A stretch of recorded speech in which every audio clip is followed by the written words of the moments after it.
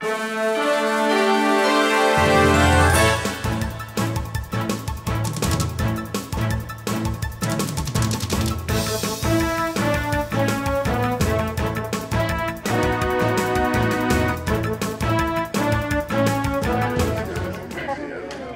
going to call this meeting to order. Will Clerk Jay Reedsman please take the roll for us? Yes, Treasurer Dillahade. Present. Trustee Vance. Here. Trustee Pearson. Present. Supervisor Kramer. Here. Clerk Reedsman here. All present. Quorum present. Thank you. Is there a motion to approve the last minutes? I'll make that motion. Support. So Janet makes the motion and Jan supports. Any discussion? All in favor? Aye. Motion passes. We're going to start on the township transition report. What we're going to do here is we're going to talk about what we've been working on for the last 24 months. This is not a training session, nor is it a workshop, but we're going to talk about what we did over the last 23 months. So you have a frame of reference on this rather huge list. Did Sue make it? Yeah. So we'll go over this list, and there'll be some more. We'll have a final list when we're done, because I think you added some things, and we'll make sure that the new board members get that by tomorrow, either by email or some other meeting. So I want to turn it over now to Janet, who's going to give us something we can reference. Okay, I'm going to start with the list that we have done. Much of this has already been told during the annual meeting, but we're going to go over it again. This fiscal year marks our second consecutive balanced budget achieved through zero-based budgeting. Under this policy, departments receive the necessary operational funding, while one-time high-cost expenditures are categorized as capital improvement projects, or CIPs, and are financed separately from their operational budgets. We generated $300,000 approximately in extra revenue through land and cemetery plot sales, which funded vital community improvements and CIPs. This success is attributed to rigorous accountability, zero-based budgeting, and efficient financial management. By prioritizing capital improvements, aggressively pursuing grants, practicing prudent fiscal planning, each department maximized resources to achieve more with less. Importantly, all these achievements are made without increasing taxes, ensuring fiscal responsibility and community benefit. We have identified a number of township account balances that are inaccurate and have been for several years. We worked to correct them, establish checklists and month-end closing processes to reduce the risk of this happening in the future. We have amended prior years' inaccurately filed payroll tax returns and corrected tax payments, and answered correspondence from the IRS and the state of Michigan, reducing these events to zero. Additionally, ongoing problems solved are workman comp audits, which in 2023 we had 3 of them versus a typical 1 per year, and we've had 1 successful one in 2024. Tax returns are refiled to avoid IRS payments. Tax incremental financial reports, 3 in 2023 versus a typical 1 per year for the DDA. Trailer parks tax payments were reinstituted in 2023 and recovered for the last 5 years of non-payment. Office personnel. Our office staff and elected officials have exceeded their statutory duties to ensure effective operations. We hired our current administrative assistant with professional experience in office and elections assistance, crucial for managing 4 elections this year. Through cross-training, these professionals now work year-round, supported by volunteers on special projects. Cemetery improvements. Oak Hill and Ohioville cemeteries have significant enhancements, including improved grounds and renovated buildings at Oak Hill. We updated Ponton Cemetery software to serve as our master database with backup MasterCards, increased and published fees covering operational costs, and allowing us to effectively validate remaining burial locations. This year we managed 4 elections, as I previously said. Prioritizing the neglected qualified voter file was crucial. Over 200 voters were placed on residency verification, 22 deceased voters were removed, and 20 voters were disqualified due to residency changes. These steps significantly bolstered election integrity. Park and meeting room reservations developed a website status and notification process to provide more transparency and access them better than wall calendars. Police pension fund. 2 years ago, the pension fund for the police department had a liability of almost $1 million. This year, we were able to make an additional $300,000 voluntary contribution to benefit that, and the police and the township government and the taxpayer. It should bring our underfunded liability down to approximately the $550,000 range, but that varies depending on inflation and different things like that. So we'll see how it pans out later, but at least we made a significant improvement there. Township record storage. The township records room has been completely redone and organized, and appropriate records destroyed according to the Record Retention Act requirements. Overall, this has truly been a remarkable year for the people of Tuscarora Township. This board heard your concerns about the decaying and neglected infrastructure throughout the community loud and clear, and we made it the highest priority. With the help of many volunteers and a dedicated board of trustees, this community has achieved significant milestones in improving roads, bridges, parks, road ends, cemeteries, township buildings, the airport, light, and sewers, and I'll discuss that in more detail in just a minute. Let's discuss the roads. Club Road, long plagued by serious decay for decades, faced the prospect of being downgraded to gravel. This would not only hamper traffic to the boat launch and Marina Park, but also pose a safety concern. We utilized federal COVID funds to complete this essential paving project.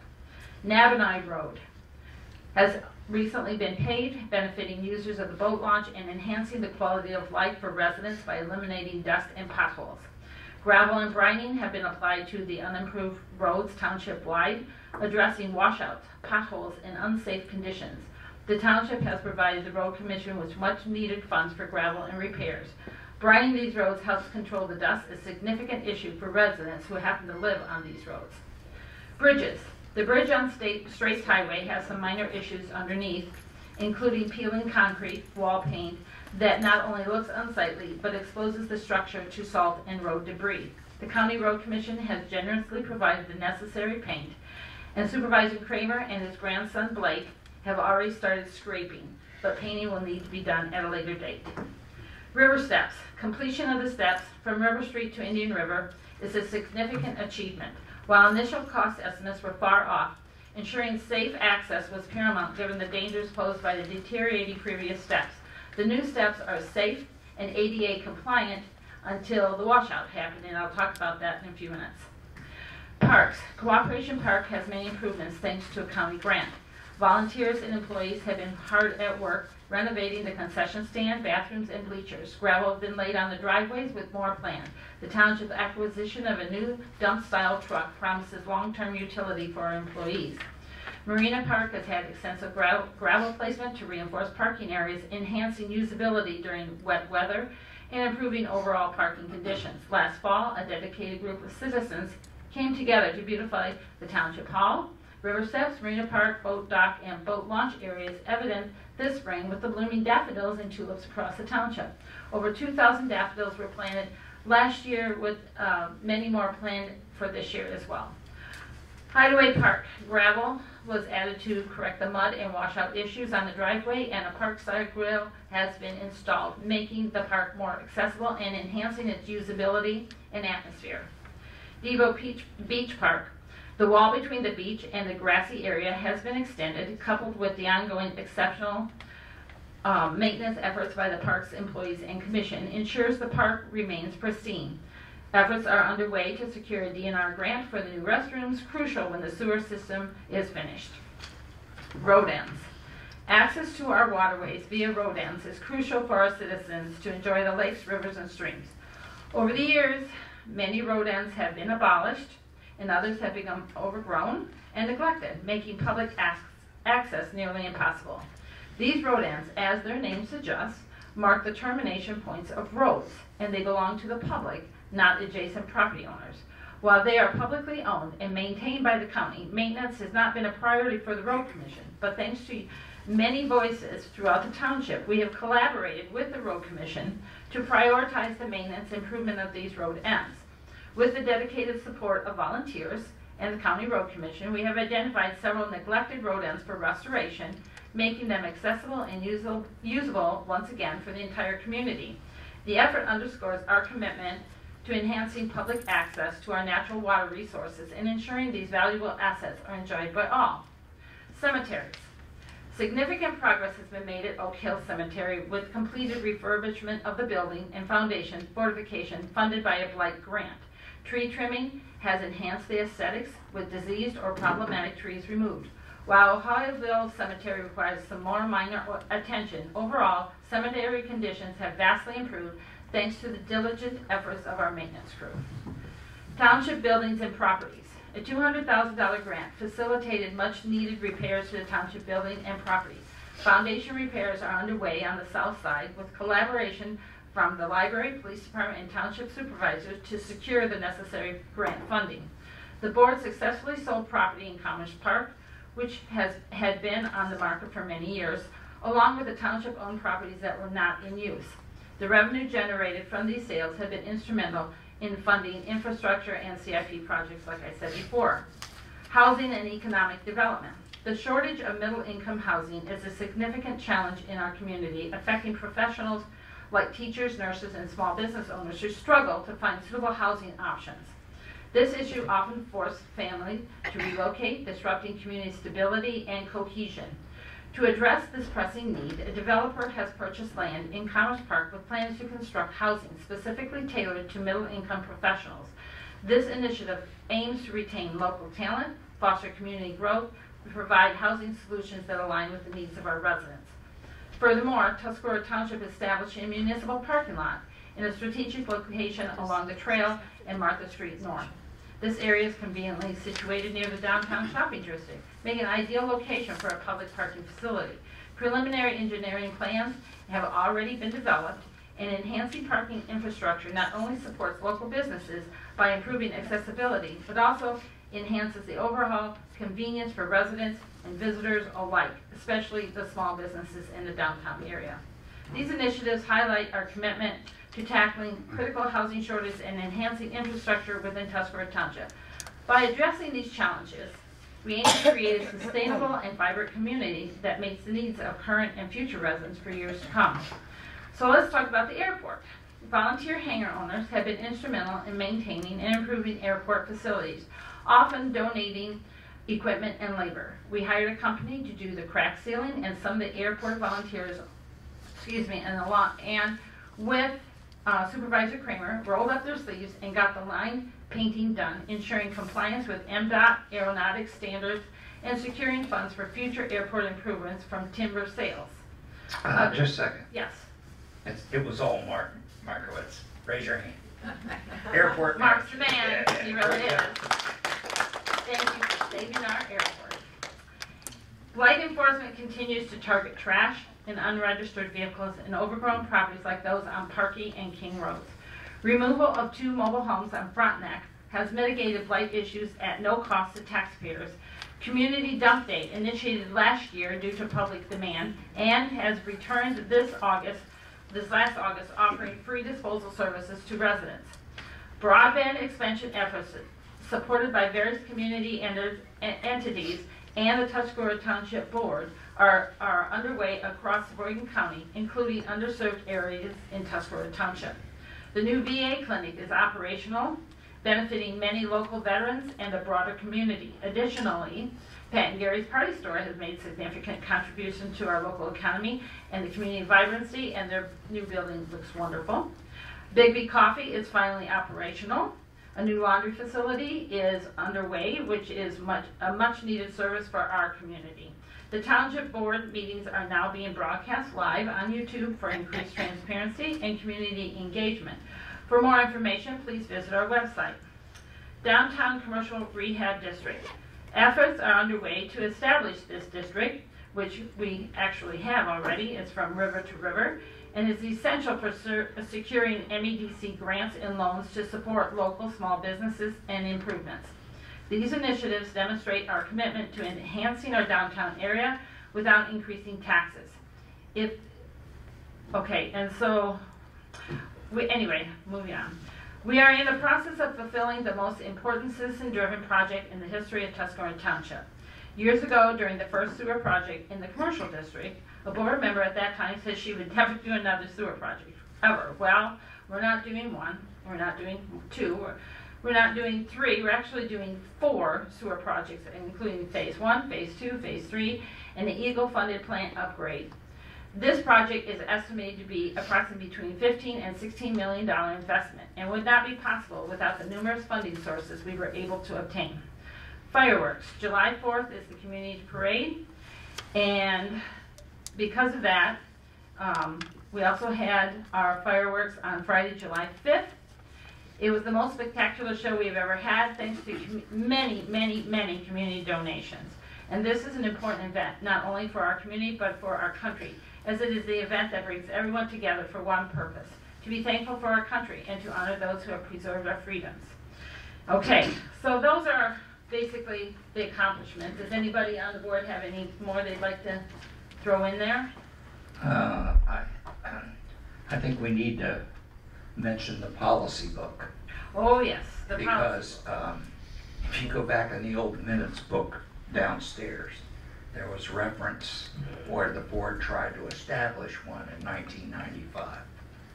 And we needed that policy book desperately because of all the new requirements since the last sewer project from EPA, USDA, and now, Ron, correct me if I'm wrong, but we have to follow certain requirements even for this 200,000 community grant, and without that chapter 4, which is the most important chapter in the book, in my opinion. I don't know what you think about that, but that was one thing. Roads. For the first time in, I think they told me 2 or 3 decades, we provided enough money to the road commission to repair every single gravel road in the township. Every one. Now, are they up to standard? No. Did we put gravel on every single road? No, but they patched, they filled the potholes, they graded it. Every single road that's gravel has gotten attention, and we just don't want that to, hopefully that'll continue, because some of the things that I've seen out on McMichael and King, where there is no road, it's nothing but sand, it's all washed out. So it's these little things, and the residents out on the west side, they really appreciate that. And the other thing is, we convinced the owner across the street to tear down the barn.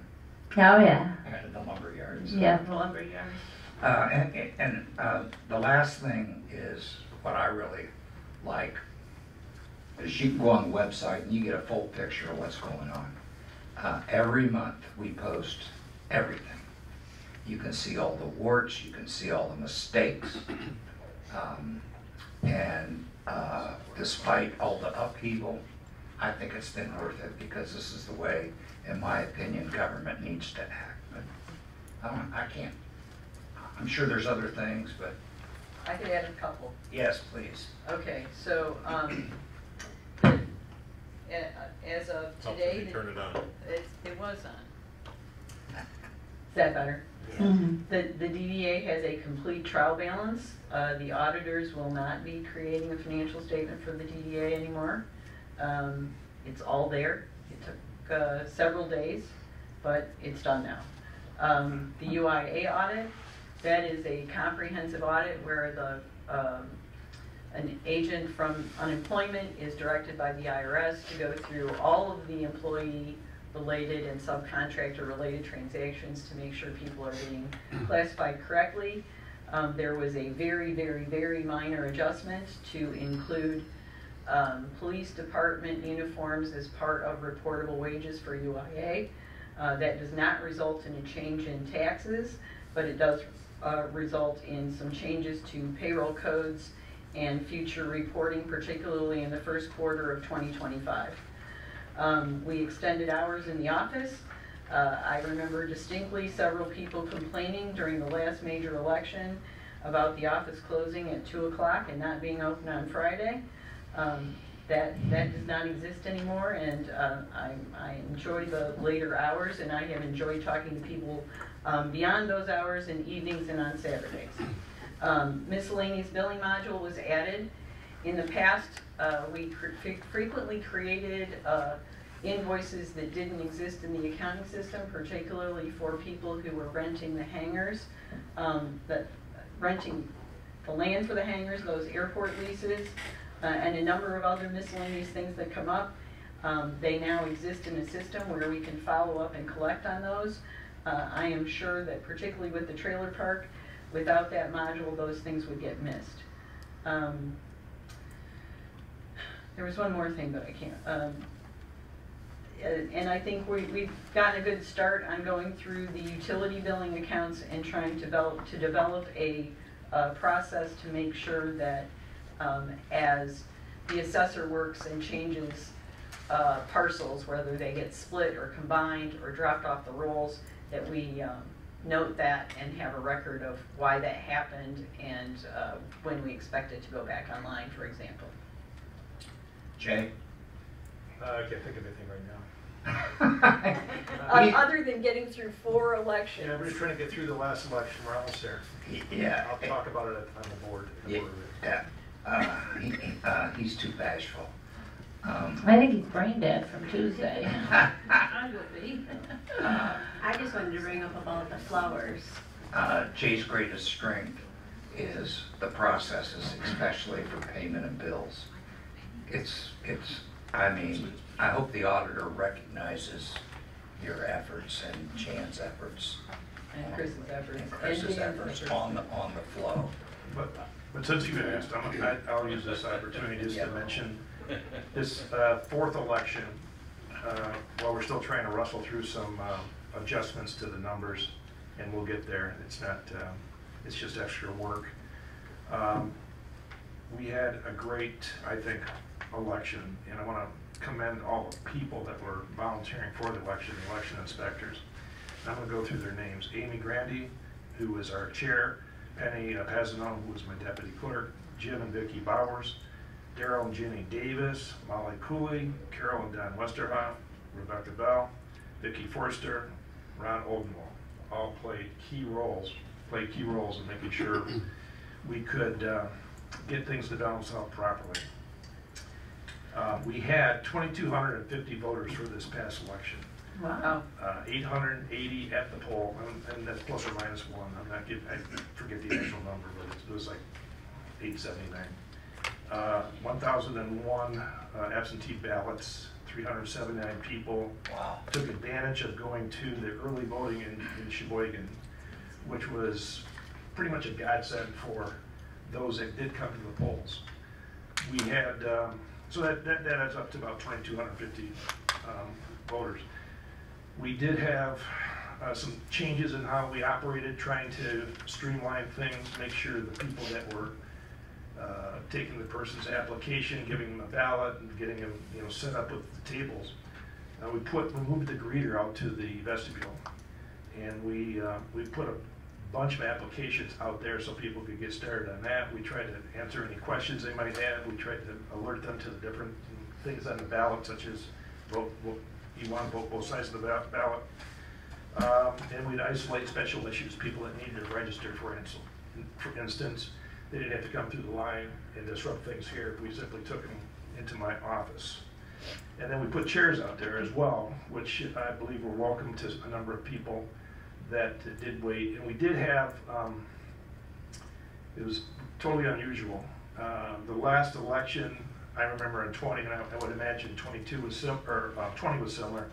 I remember 22, they were lined up to the Clutchies. This time we had people lined up in the morning at 7 o'clock up to the parking lot. And we were able to get them in the building out of the rain, and then obviously move forward from there. I think we ended up having 200 people in the first hour and a half to 2 hours. That was the rate at which we were getting people through there. So all in all, even despite the minutia that we're still working on, was a successful election. So that's all I want to say there. Hey, Chief, you have anything? You've made some improvements. You bought some stuff and some cars. Could you just So we just tell us what you've done? Yeah, we recently got a brand new patrol car. I'm still waiting for it to get outfitted and get back to me. The guy's had it for 4 months. I called him yesterday and asked him if I have to report it stolen or not. But, we also purchased a new command trailer, which is awesome inside. If you get a chance, stop by the office. I'll give you a quick tour. It's not completely outfitted yet, but we're getting there. And probably the most important thing is I did add 1 extra officer to my staff. So hopefully I won't have to work the road as much anymore, and we'll be more available Which you should not be. do the administrative stuff and actually be in the office.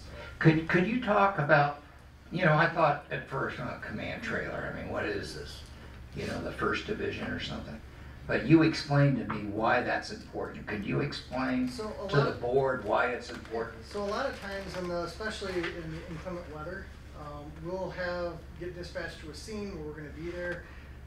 For instance, last winter was a fatal fire. We were on the scene for probably about 28 hours. 28 hours standing out in that wind and the cold in February was ridiculous.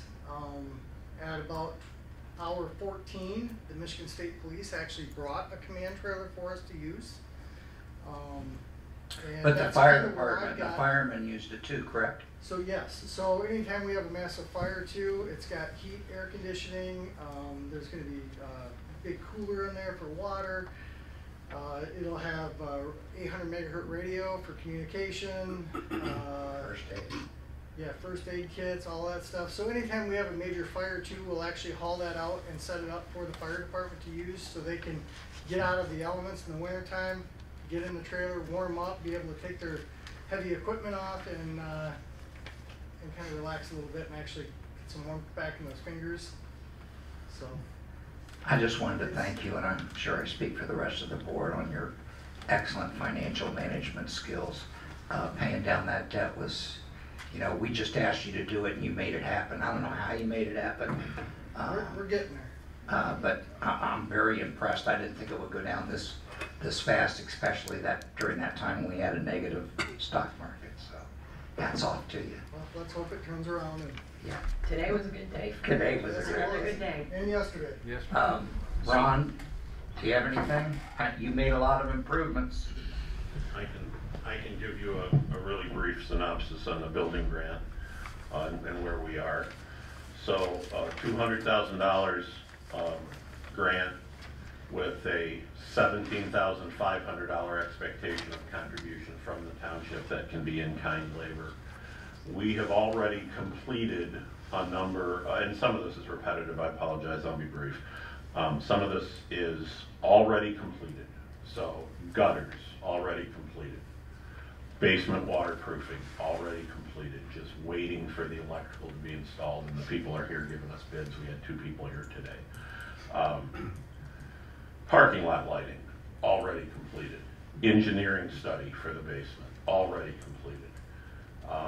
Cameras, already completed, with the exception of 1 minor change order that's already in the works, and the check's already in process.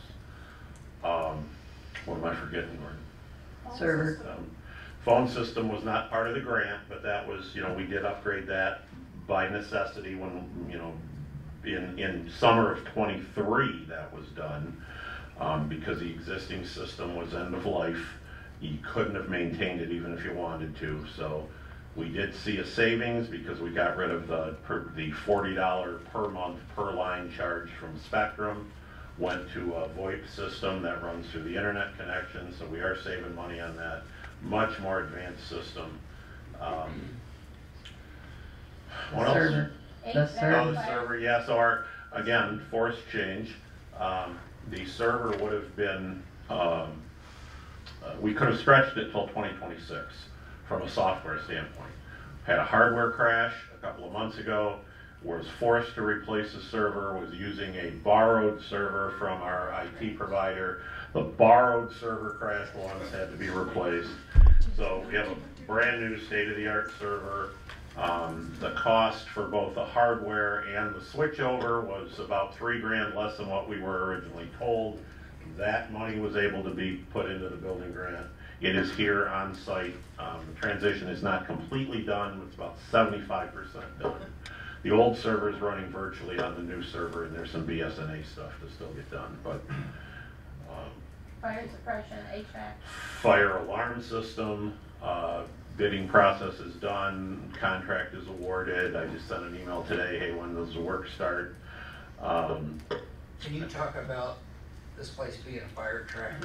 Yeah, so again, no fire alarms in the building. They're on the plans, they're not here. Much like the elevator on the plans, not here.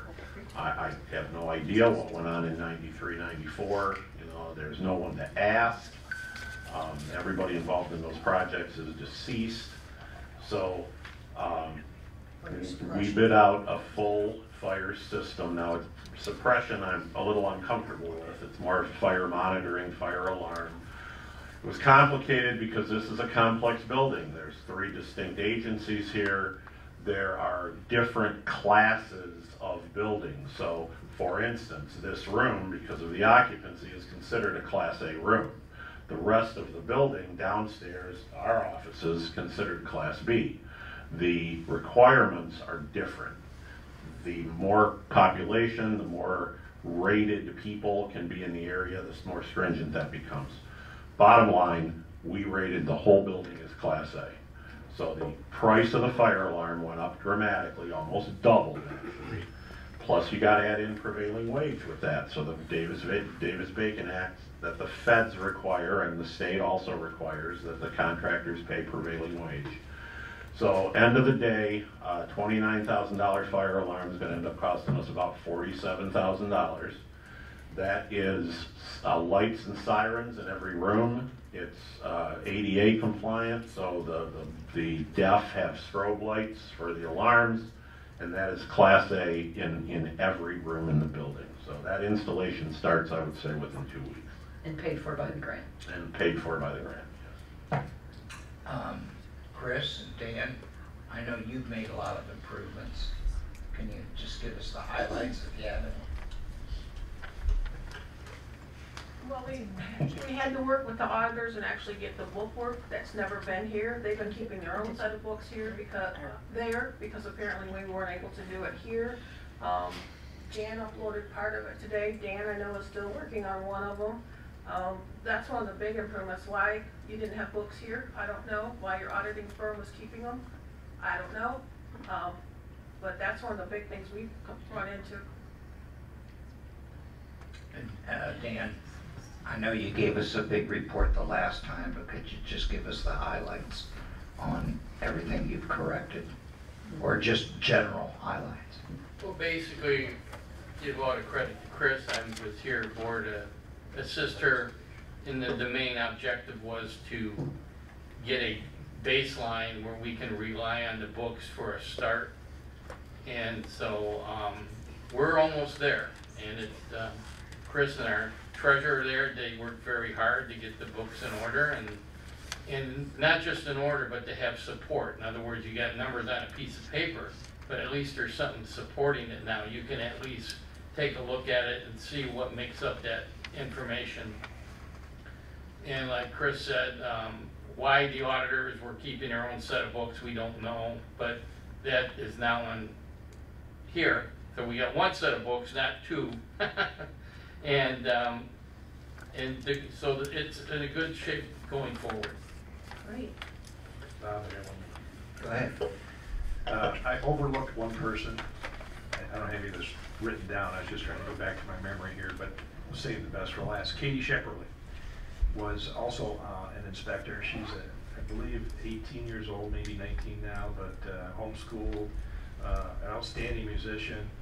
And obviously the youngest election inspector we had working with us, and she just did an outstanding job of quick learning and introducing the whole election process to somebody less than at least my age, so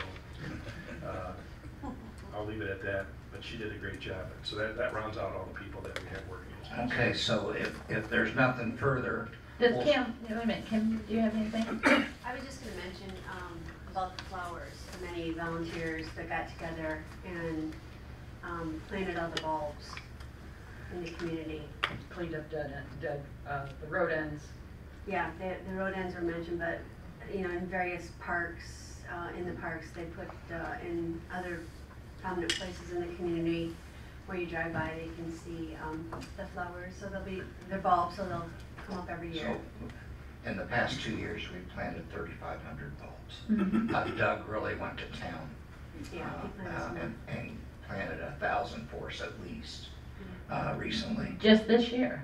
just this year. Yeah. So, now we're gonna go to the to-do list. Yep. What I'd like to do here, board members and our support staff over here and deputy supervisor, we're gonna go down this list, but you can pop up anything that you think is relevant as we go down this list. Yeah, if we miss something. Because I would assume that the new board members are gonna wanna take notes and then ask questions later of the staff and the board, not at this meeting, but at another time. So let's start with the cemetery. Who wants to lead that off? I can take it off. Okay, just to let everybody know, township government, any government, but I'm specifically talking about township government, it's like laundry. It's never done. You get done with one load, you got 3 more sitting there waiting. You get done with one day, then tomorrow starts again. So that's how business is around here. It's like every day you come in, you do what you can do, and then you prioritize for the next day, and then 3 more things pop up that you didn't even know that was there. Am I right, Chris? That's how it goes. So it's like laundry. Think of this as our laundry list of to-do. Some of this we're working on. Some of it we're trying to get to, and others is in the future, but will be in the near future. The new board will have to prioritize these however they see fit, but what we want to make sure is the community and the new board elect will be able to have this, so they will know what's coming at them, that you don't just mysteriously, like, they didn't tell me. Why didn't they tell me? Well, we're going to tell you. And we're going to tell the whole community at the same time so everybody knows. So buckle up. It's going to be a long list. It always is. The to-do list is always longer than the done list. So we're going to start with cemeteries. Ohioville needs all new gravel down the middle of the road. Ohioville also needs tree trimming and cutting of dead trees. Oak Hill needs more tree removal and trimming in the older section. Eave troughs are needed on the Oak Hill building. More road, move road around the mausoleum for it's not running over vacant grave sites. The fence and the rocks need to be moved as well. Finish the updating cemetery cards with the Pontum records. Update available list with a 40-year rule. And cemetery has broken lot markers that need to be replaced. Is there anything else on the cemetery that you can add? We did spend $5,000 repairing that fence. I would suggest you all keep an eye on that.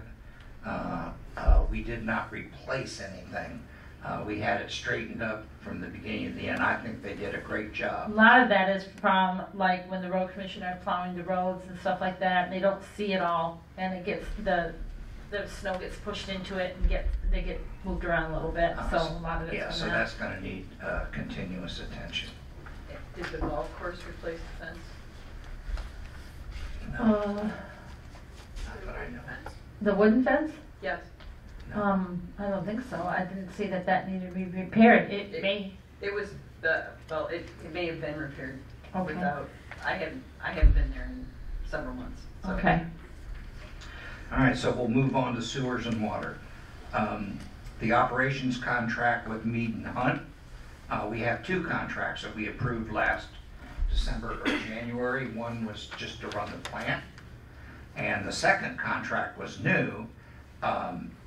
We have to pay them to interface with our engineer on the new project. Those two contracts end, I believe, at the end of the year, and they need to be rebid out in December. The Commerce Park water supply contract needs to be bid. Did you want to speak about that, Ron?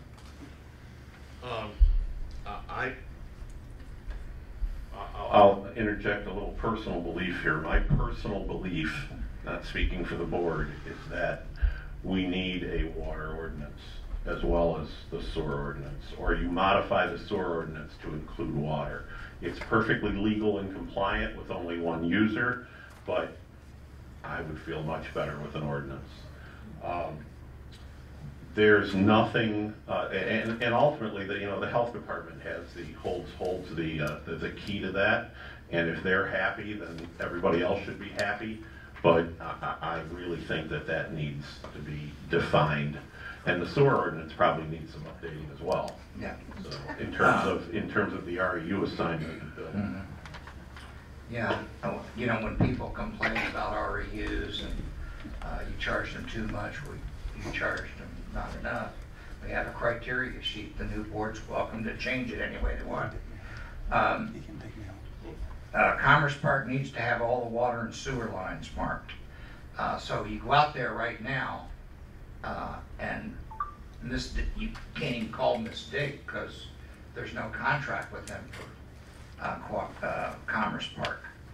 And with all the activity out there, with all these sold lots, the contract with Miss Dig needs to be amended. The other issue is the $1 million congressional earmark. I spoke with NEMCOG and EPA today. They're coming down the home stretch. I was hoping to get that done this week, but we want to make it absolutely correct.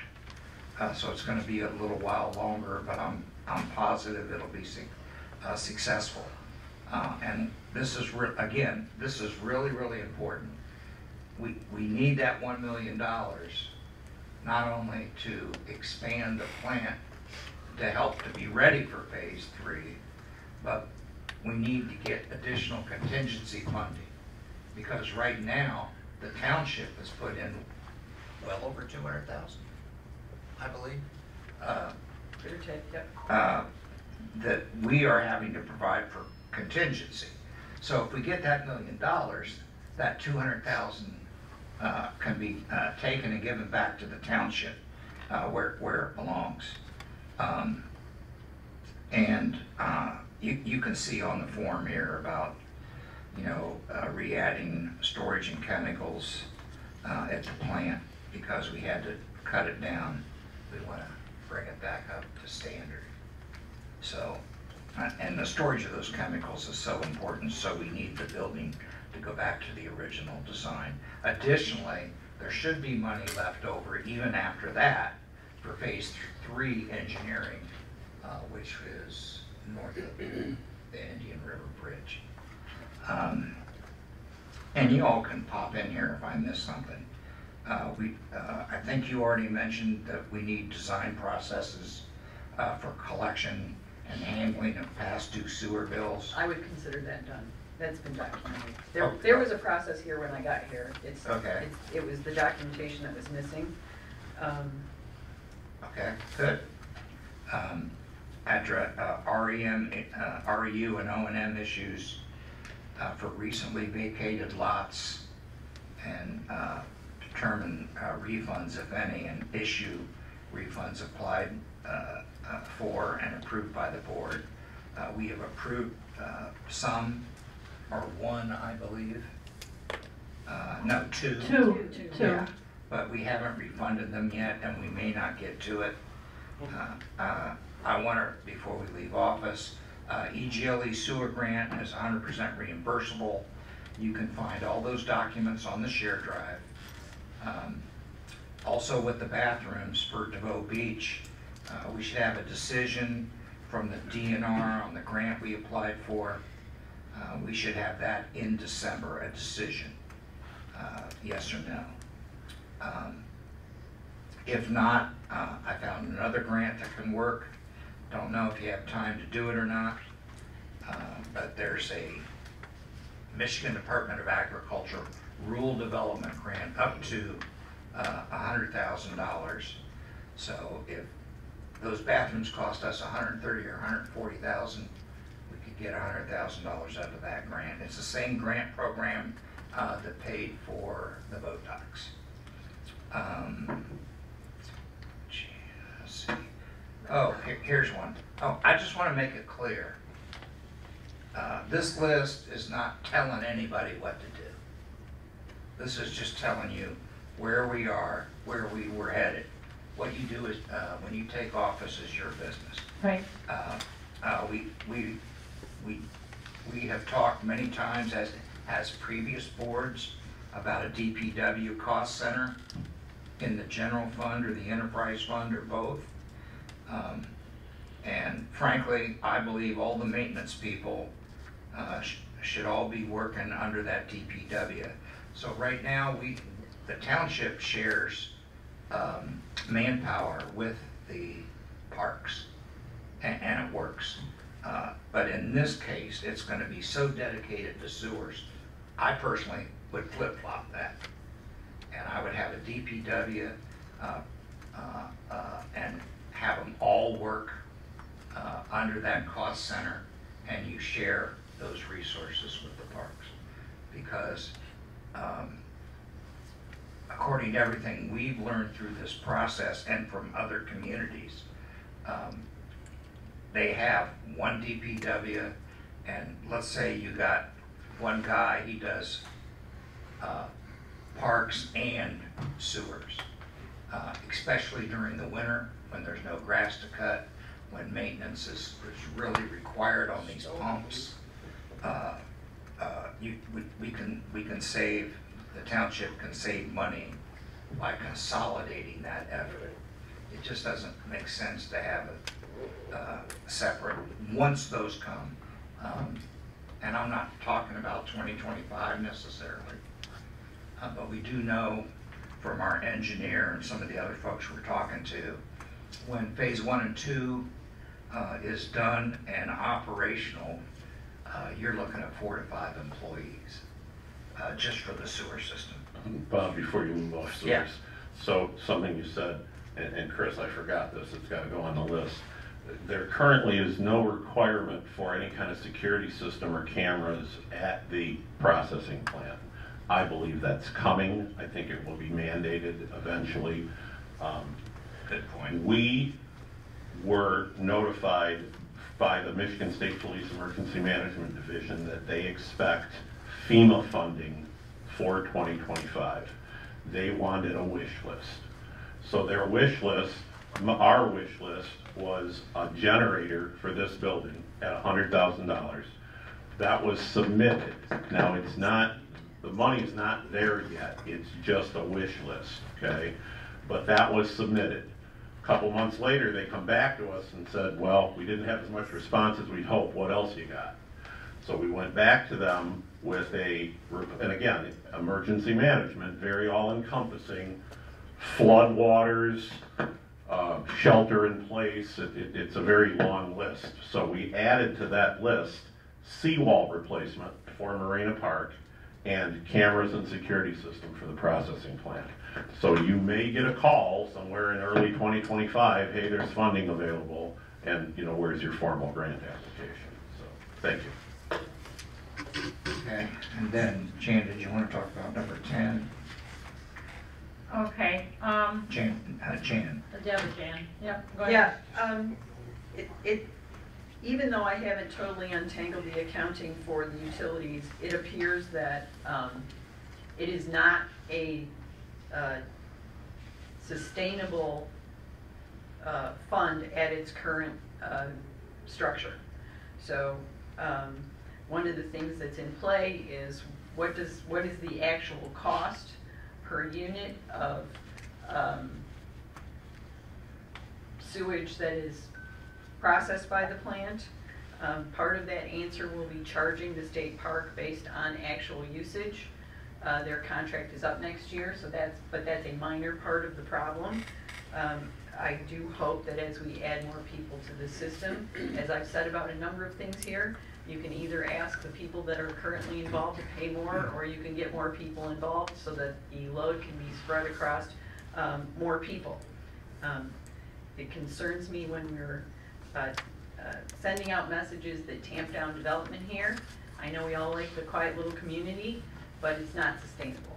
So there will have to be some discussion about how to best address that, and frankly, I think that at the size of the system, as these other phases come online, it would behoove the new board to consider setting up a sewer authority to do the work of updating the ordinance for water and sewer and develop a process for change orders and monitor changes in the community and make recommendations about contract changes and charge changes to the customers that are on the system. Keep going down the list, will you? Okay. The sewer rates get raised by either CPI or 6%. That takes effect in March. And back to the state park, they did ask to be taken off the flat rate REU fee, and I'm currently working on rolling back those bills and rebilling them for the first 3 quarters of the year. I'm not sure they're going to be happy with the bills, but I'm doing what they're asking. The new billing notices for new customers will go out in November. Well, that would be up to the new board. Yep, Because, that's the current schedule for it though. Yeah, we did post all of that online and outside, but I'm working on getting both of those SADs set up in the special assessment system so that they will be included as appropriate on the tax rolls for the December billing. We need a process and forms for phase 1 and phase 2 hookup information and payments. We need to figure out how to systematize the RRI payment that needs to come into the RRI accounts on at least an annual basis. I have work papers for some of this. I don't have work papers for all the things I'd like to have work papers for that related to sewers. The sewer meter reads are currently happening quarterly. The meter reader we have now only tracks 8 accounts at a time. I'm not sure, we must have gotten a really good deal on it. So 8 works for now, 8 won't work a year from now. So not to interrupt you, but just so that you understand what that means, you got a handheld device. It's a proc scanner. You take it up to the house, to the business, you hold it up, you scan it. Once you get to the 8th one, it's full. You now come back here, you download it, you go back. If you have a 9th sewer or a 10th sewer account, now you go back out in the field and you start over. Absolutely not scalable. Go ahead, Jen, keep going down the list. Okay, determine 1 or 3 enterprise funds for different sewers. I'm not sure that, I think that's a Chris thing. We're talking about making the whole thing treated as an enterprise fund because it is. It's just a matter of how many, I like things broken up based on the USDA loans. So that's how it's currently being booked. The full amount of the loan and the net amount of the receivable is currently out there for one of the loans, and the other 2 will be done tomorrow. Fix the EPA loan percentages. I'm not sure what that one is either. If we get the grant, when we get the $1 million grant, Oh, the 1 million, not the 3.5 million. right, Got it. It'll be 4.5 million, and then that will change the percentage Yep. of what USDA loan pays for and what the EPA charges. Yep, and I've started that work paper so that when and if that comes online, it'll be easier to figure out how to allocate those payments. The VA clinic is currently paying flat rate REUs, 6. and that should be reevaluated in December. That was the agreement. Right. Okay, anything else on sewers or water, folks? Okay, let's move on to the commercial rehab district. We have 2 that have been approved by the State Tax Commission. It's only done October 31st of each year, so anything that comes in after that waits till the next year, However, if you have a request for an exemption certificate, you have to complete it in 60 days. You can't table it. It's a yes or it's a no. That's the law. We have one gentleman that filed. He's got a $133,000 grant from MEDC, and in order for him to get that grant, the community has to have skin in the game, either by putting in, sidewalks or parking or lighting or a tax abatement. But either way, if you cough that up, he'll get his money. If you don't cough it up, you won't get his money. And we talked about the police, and they need a generator for your trailer, correct? Yep. And of course, continued budget support to pay down the underfunded retirement account. And the new board will have to negotiate a new police contract in 2025. Anything else in this? Okay. Police and chief contract, What's that? and my contract. Oh, okay. Don't forget me. And don't forget to change the insurance rates that the employees pay with first payroll in December. Oh, yes, thank you. Yep. Okay, fire department, who wants to handle that? I'll do that one. The language in the fire contract is unbelievably archaic and needs to be updated before that contract is renewed in December.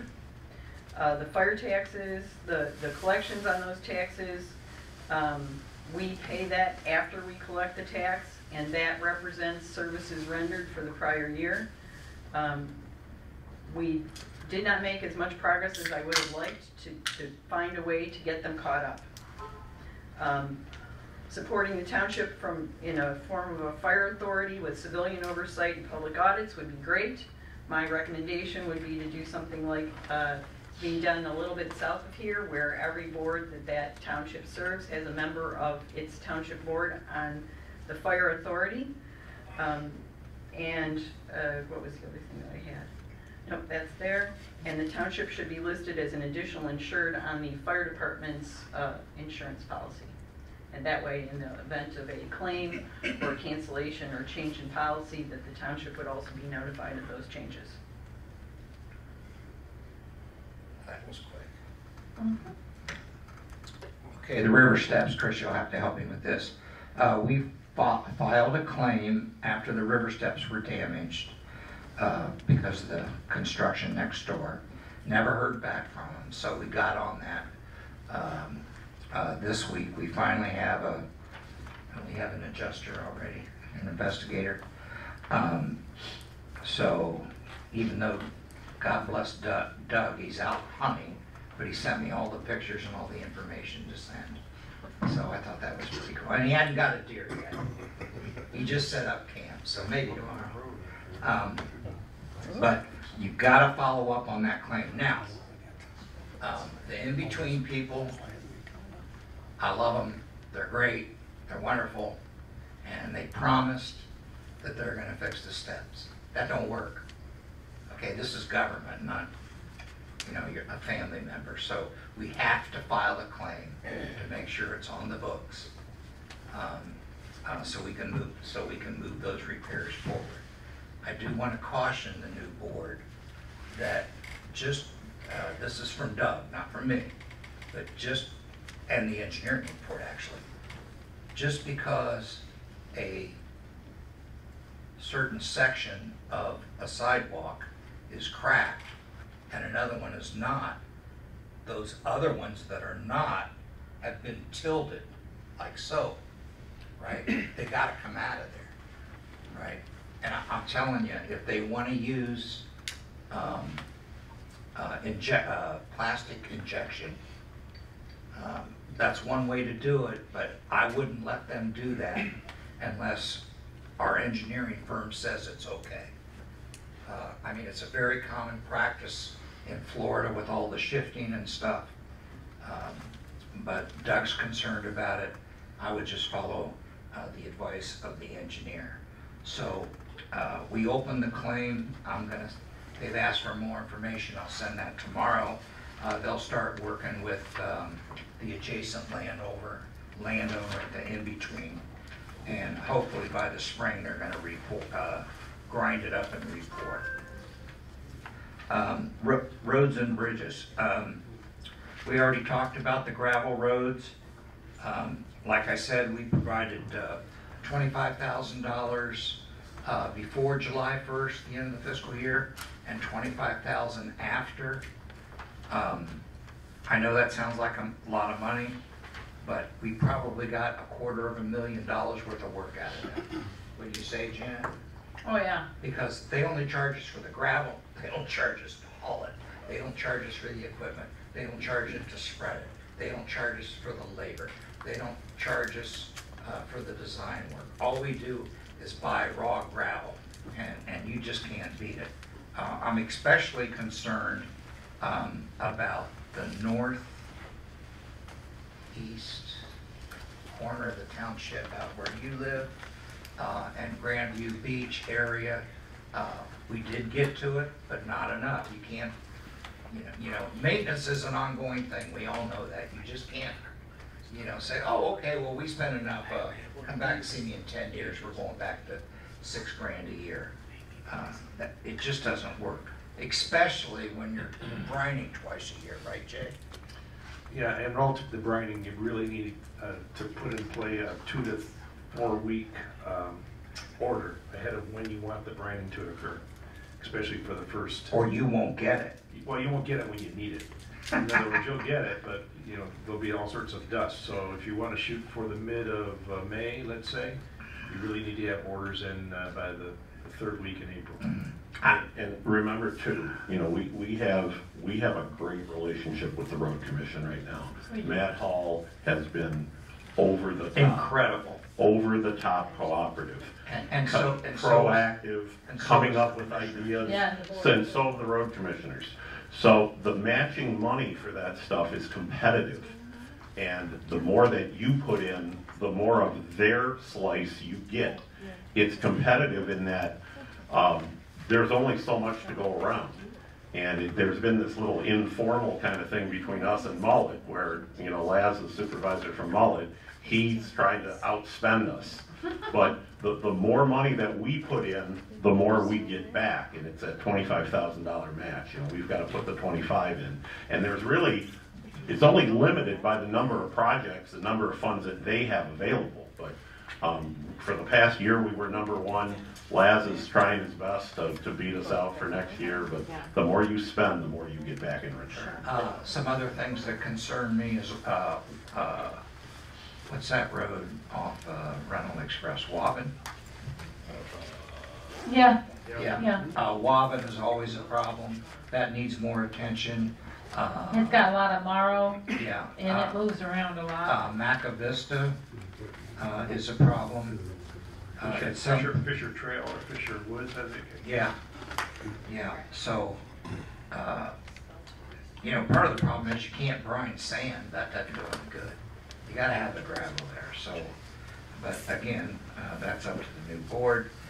We talked about the bridge painting. Because of my shoulder injury, I wasn't able to finish it.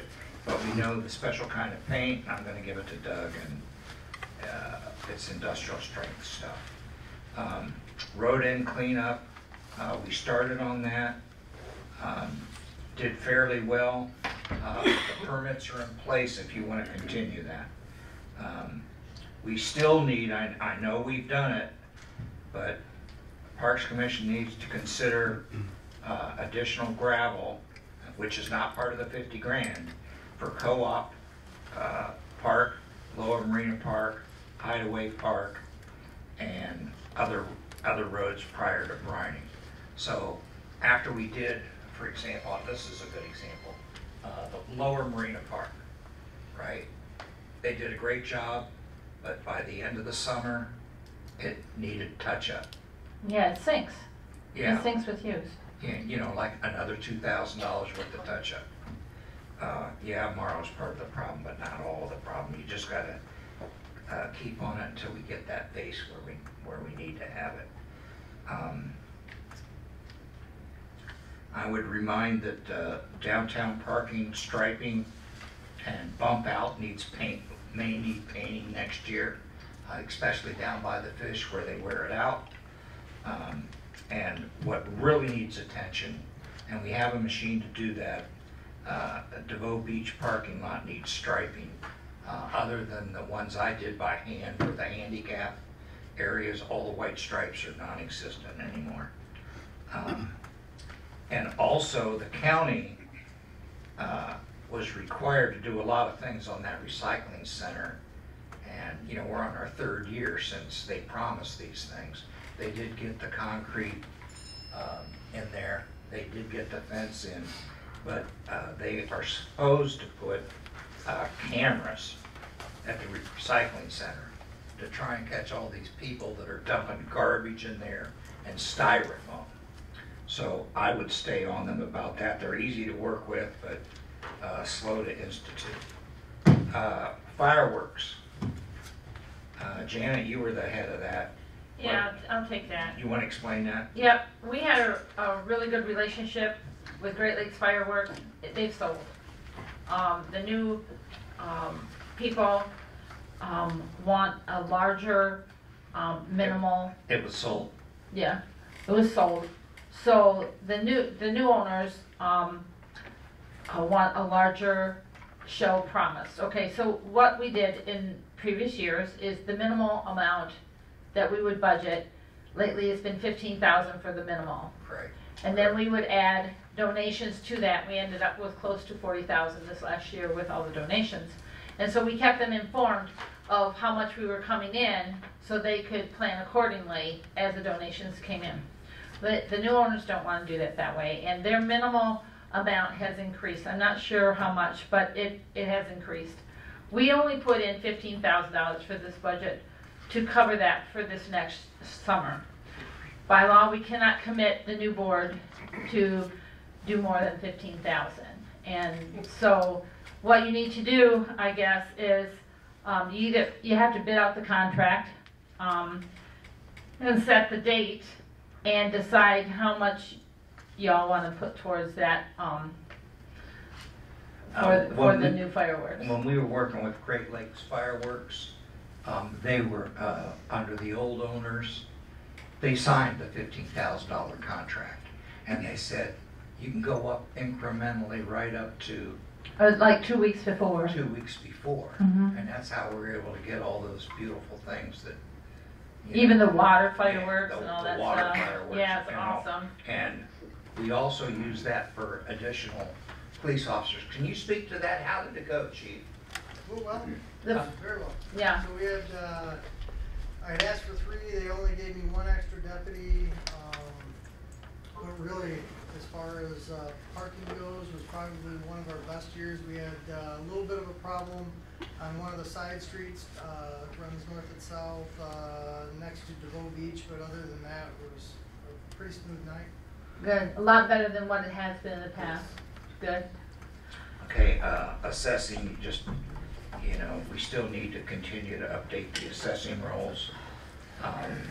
I think that's what do you tell us, a 5-year project? Mm-hmm. Yeah. All right, moving along. IT's next. IT.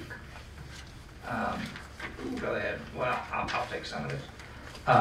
We need to update the web and Facebook logins and passwords. I'm gonna turn the Facebook over to Sue here next week. I've talked to her about this Power PDF standard. So what is Power PDF standard? We didn't want to spend the money on Adobe because it's a subscription. It's extremely expensive. So we went up to the county and they recommended what they use, which is this Power PDF standard. And it's just drag and drop. So if you want to put in, let's say you're assembling a board packet and one document's in Word, another document is in PowerPoint, another document is in PDF. This program, it doesn't matter. Boom, boom, boom, you drop them in, it converts them. You can move it around. It's a big, big time saver. Laura, I think you remember when we first started, we had to print it all and then rescan it. And those days should be over. And it really comes in handy, some of the other things that I've learned. If you set that up right, you can digitally sign everything. You don't have to print it, write it, and rescan it. You can, there's a thing in there for signatures. You just set up your certificate with a password and bang, and that's a big time saver. So let's keep going. We update the financials on the web page monthly for everybody to see. In accordance with policy in Chapter 2. And this is a major change from the previous board. With the way our policy is now, this is especially important for you and Sue, any board member can put an item on the agenda under this policy, right?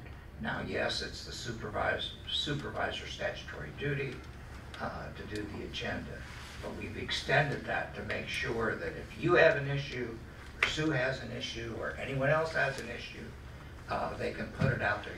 You fill out, right now they fill out the form, they get it to me by Wednesday close of business, right? That's really important for the trustees, Jonathan, because it puts you on the equal playing field with everybody else. You're not going to be in the office all the time. They are in the office, the other board members are in the office. They talk amongst themselves to try to get, okay, what do you want on the agenda? What do you want? They don't get to talk to the trustees in a normal basis, right?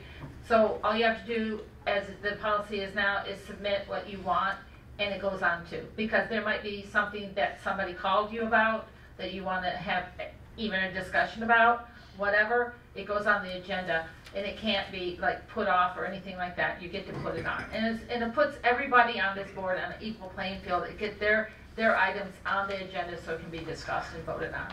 Now, So it's very important. Remember when we were trying to use a G drive, we do everything on the shared drive now. Under the supervisor thing, it says November, December, January.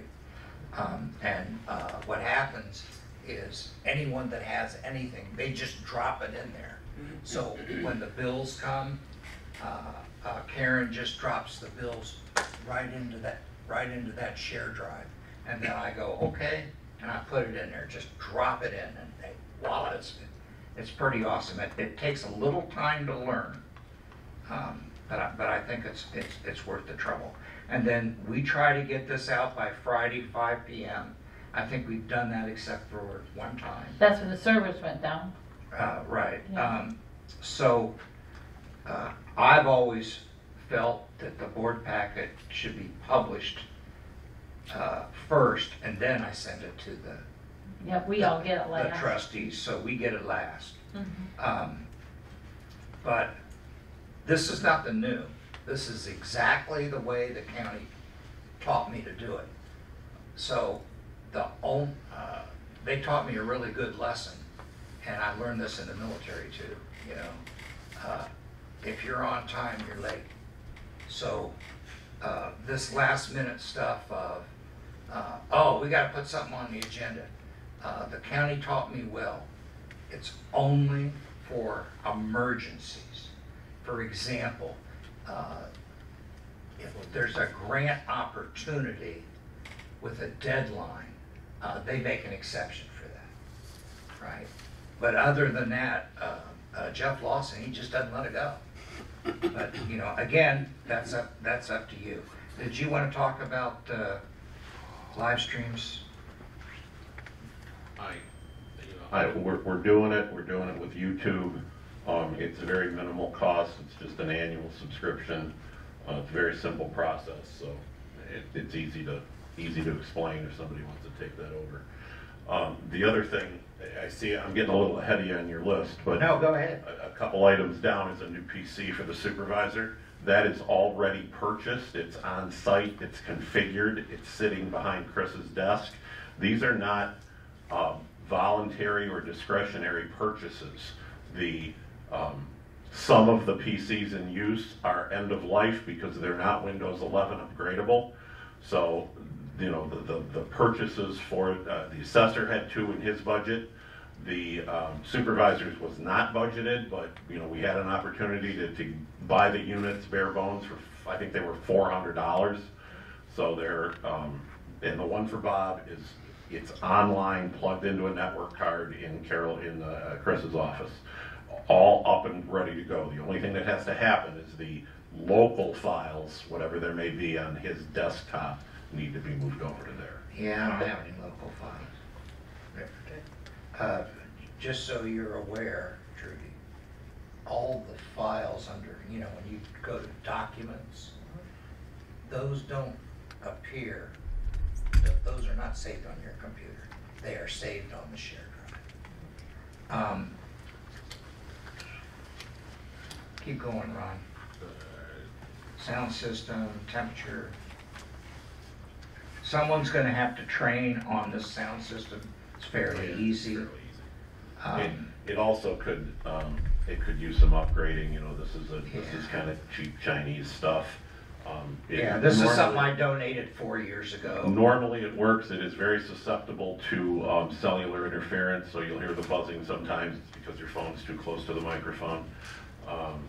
There is a potential to interface between the building microphones and the building cameras, again, down the road.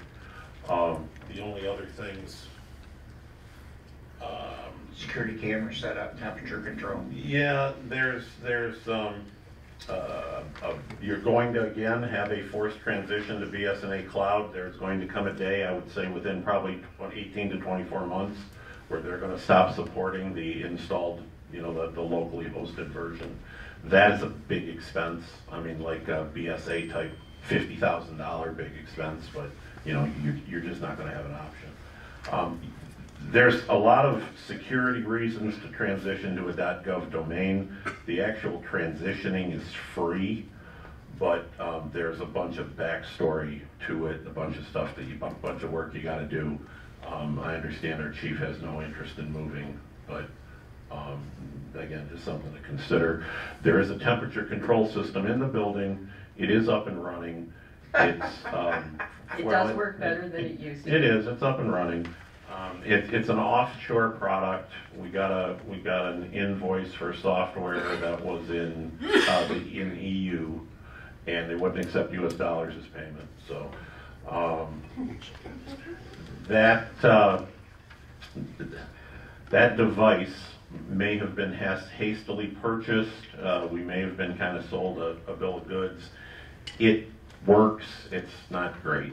It kind of does what it was billed to do, but it kind of doesn't. The chief's very familiar with it too, and he also has current access. So. Yeah, I want to talk about Google email. It is extremely expensive. It's $12 a month, and in my opinion, every, you know, planning commissioner, parks commissioner, whoever you have, even the airport manager ought to have their own Tuscarora TWP email, but it's cost prohibitive because it's so expensive. And I think Ron and Jan found a way, we just didn't have time to have the board address it, was to go over to 365. And I mean, that's gonna save a ton of money, right? Yeah, it does, and it also gives you a lot more flexibility. Gmail is not easy to manage. It's not easy to recover. There's lots of good reasons to go to 365. In fact, if you want to back up your Gmail, it's almost impossible. They got one little utility, but it doesn't download any of the attachments. What good is that? You need the attachments. So if you want to download it to back up, like when Mike left office, we downloaded all his files and his email, and we put them on 2 sticks, and they're in the records room. Well, that was a major chore. We had to convert all the email over to Outlook so we could save it in a PSD file because it had all the attachments. I would say the other thing that concerns me about Gmail versus Microsoft Office, on the Gmail side, the administration is very clunky and difficult.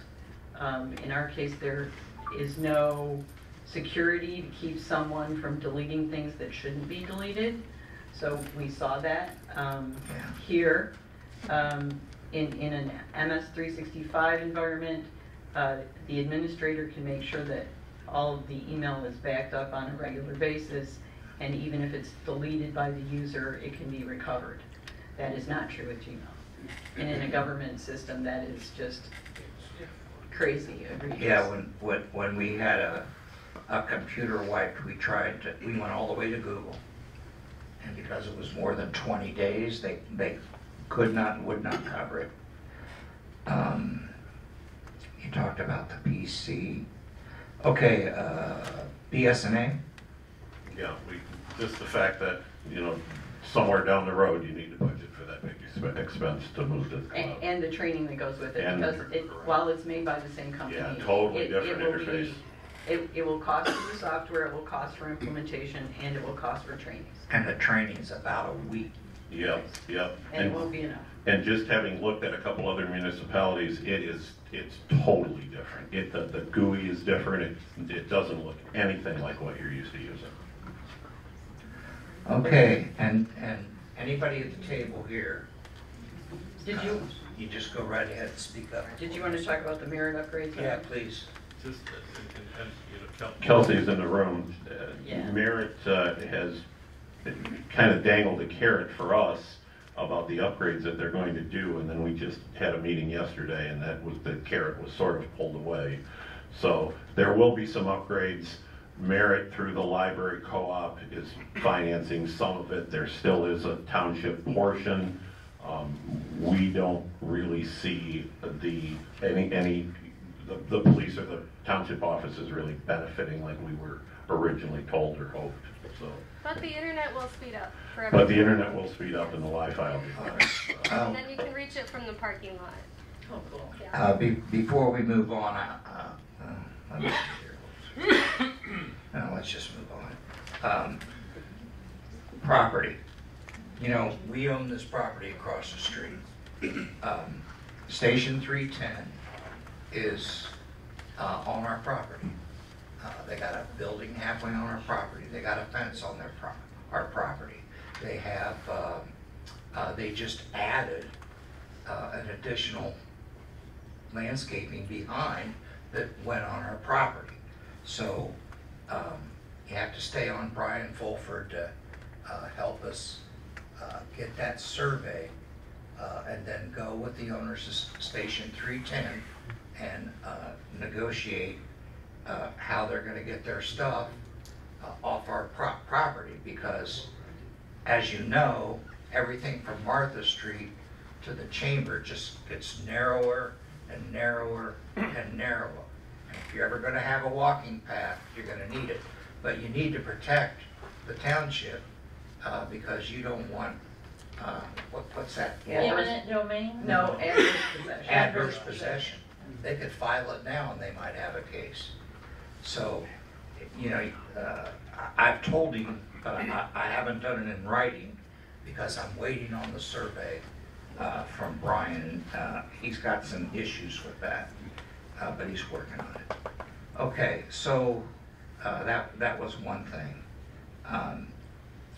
The sidewalk,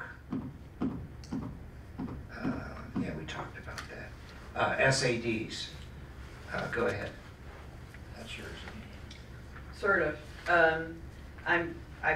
Now that I've taken a decent perusal through the utility billing, a number of the reports that we run on the special assessment districts don't report the numbers that we expect, don't tie to other reports from that same program.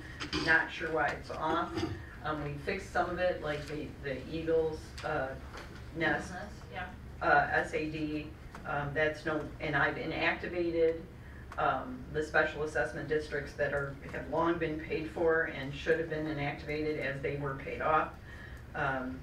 But we still need to create work papers so that instead of just looking at the GLs and the reports that come out and saying, oh, well, these must be right, accountants like to prove those numbers to themselves by looking at the activity and seeing if it makes sense.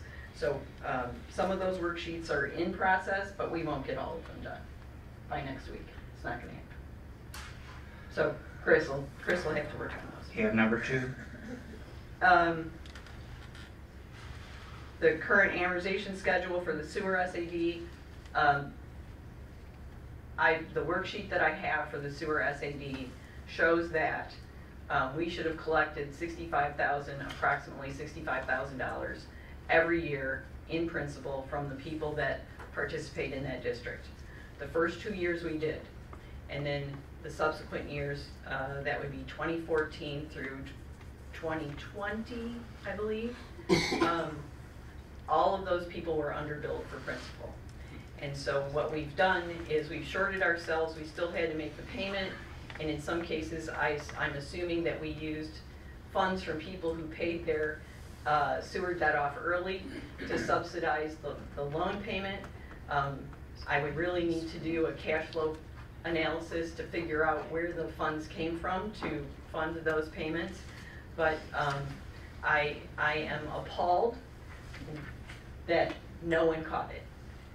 Someone should have vetted those numbers. If it wasn't someone here, it should have been someone from the CPA firm. We changed CPA firms during those years. And even Steve Mann couldn't help with that. He He did it once, but it's outdated. Yeah, well, no, well, it's fixed. It's fixed in the system, and I'll tell you how they fixed it. Oh, So essentially, when the error was caught, they took the remaining principal balance that account had on it and divided it by the number of years that were left. okay. And that became your new principal payment for the remaining years of that loan. Okay.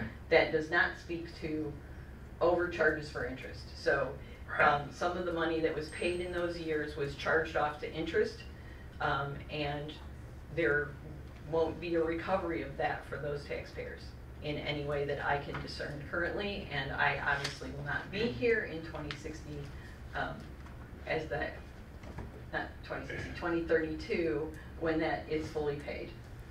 2052, I can't do the math. Yeah, how about number 52. 3? 52. Number 3, that goes back to the fact that we have BS&A documents that don't agree with the ledger, and even some of the reports should agree with each other and don't necessarily agree. And there's a lot of work to figure that out.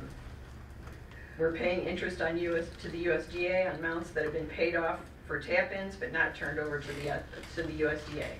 So again, Blake was very clear that once a year we should be reporting to him any of the early payments or additional REUs that are paid into the system.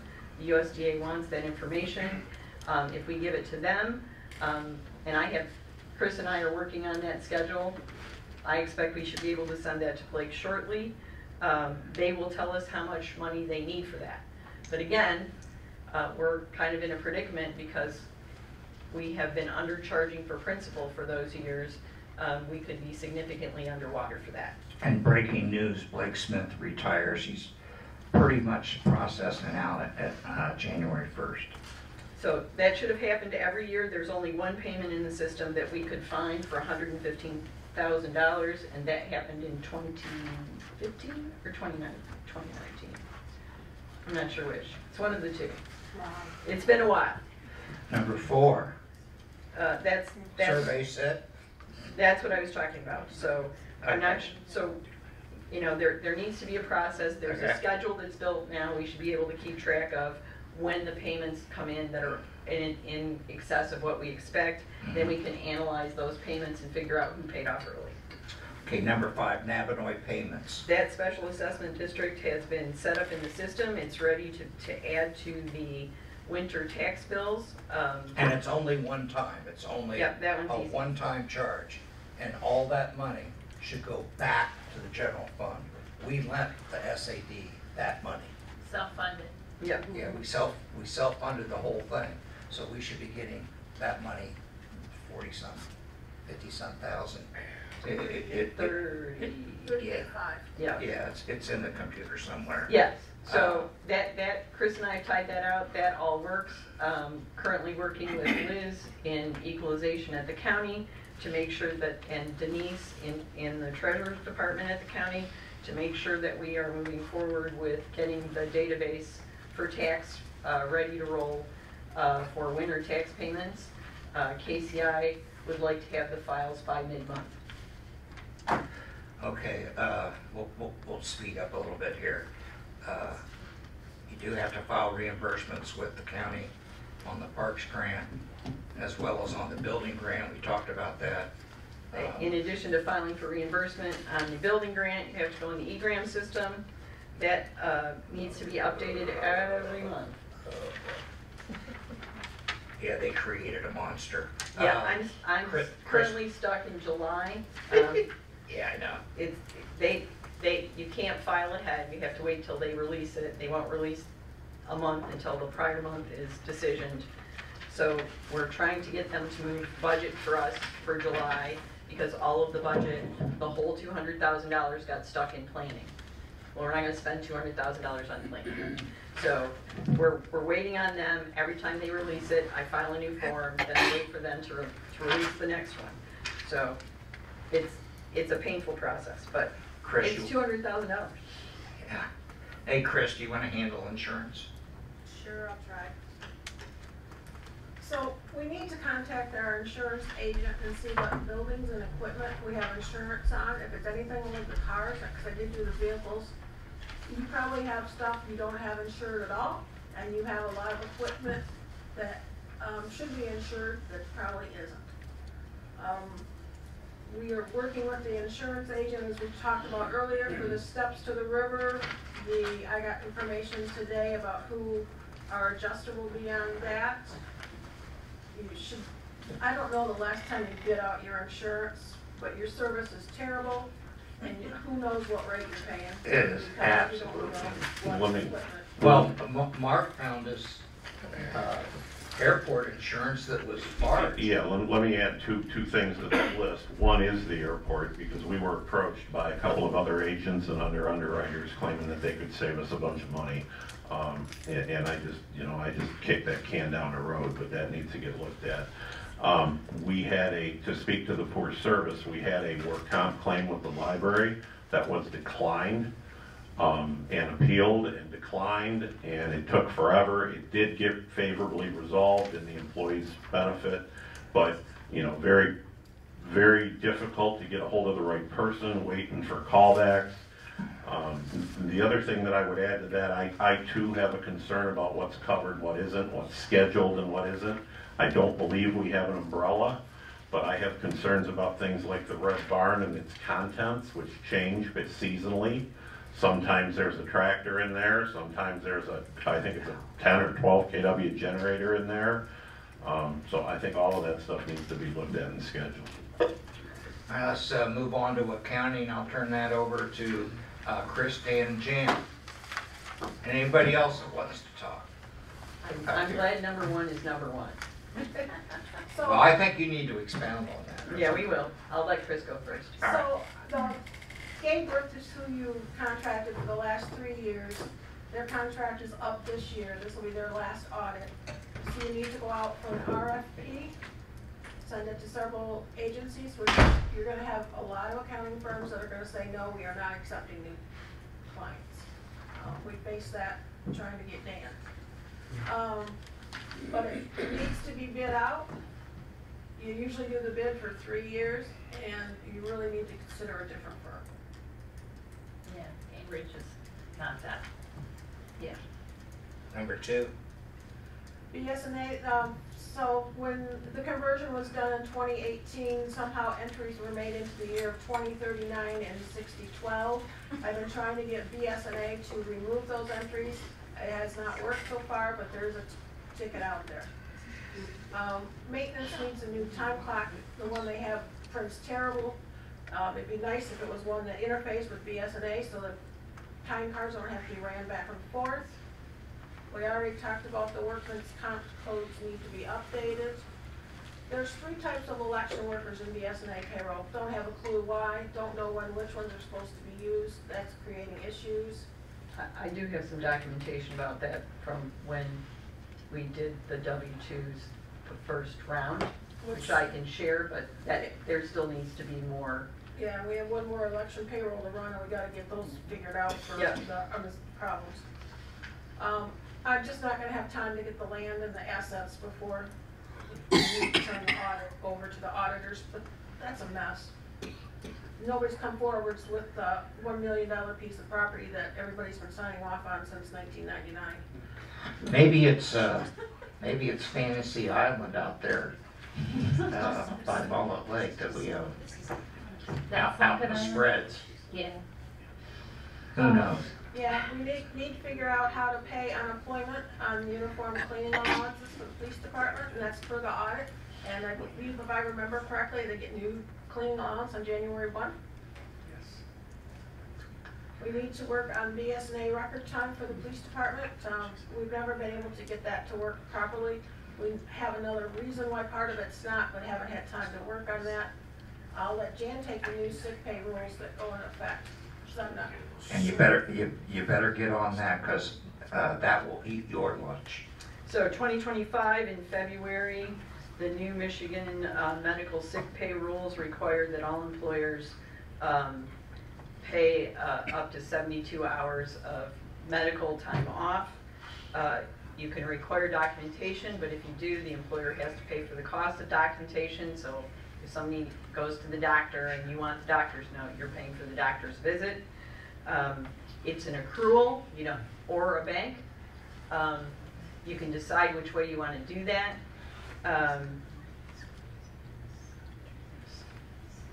People who accrue more than the 72 hours under some other plan are not necessarily included in that mandate, but it is going to require a system in BS&A or a very sexy spreadsheet to keep track of who has how many hours of sick time based on how many hours they worked. Number 10.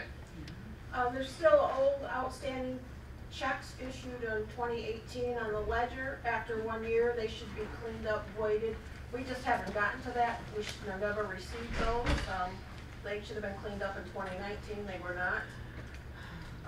We need to maintain certificates of insurance requirements yearly for the workman's comp audit. If you don't keep on it all the time, then it gets behind and then it's a nightmare.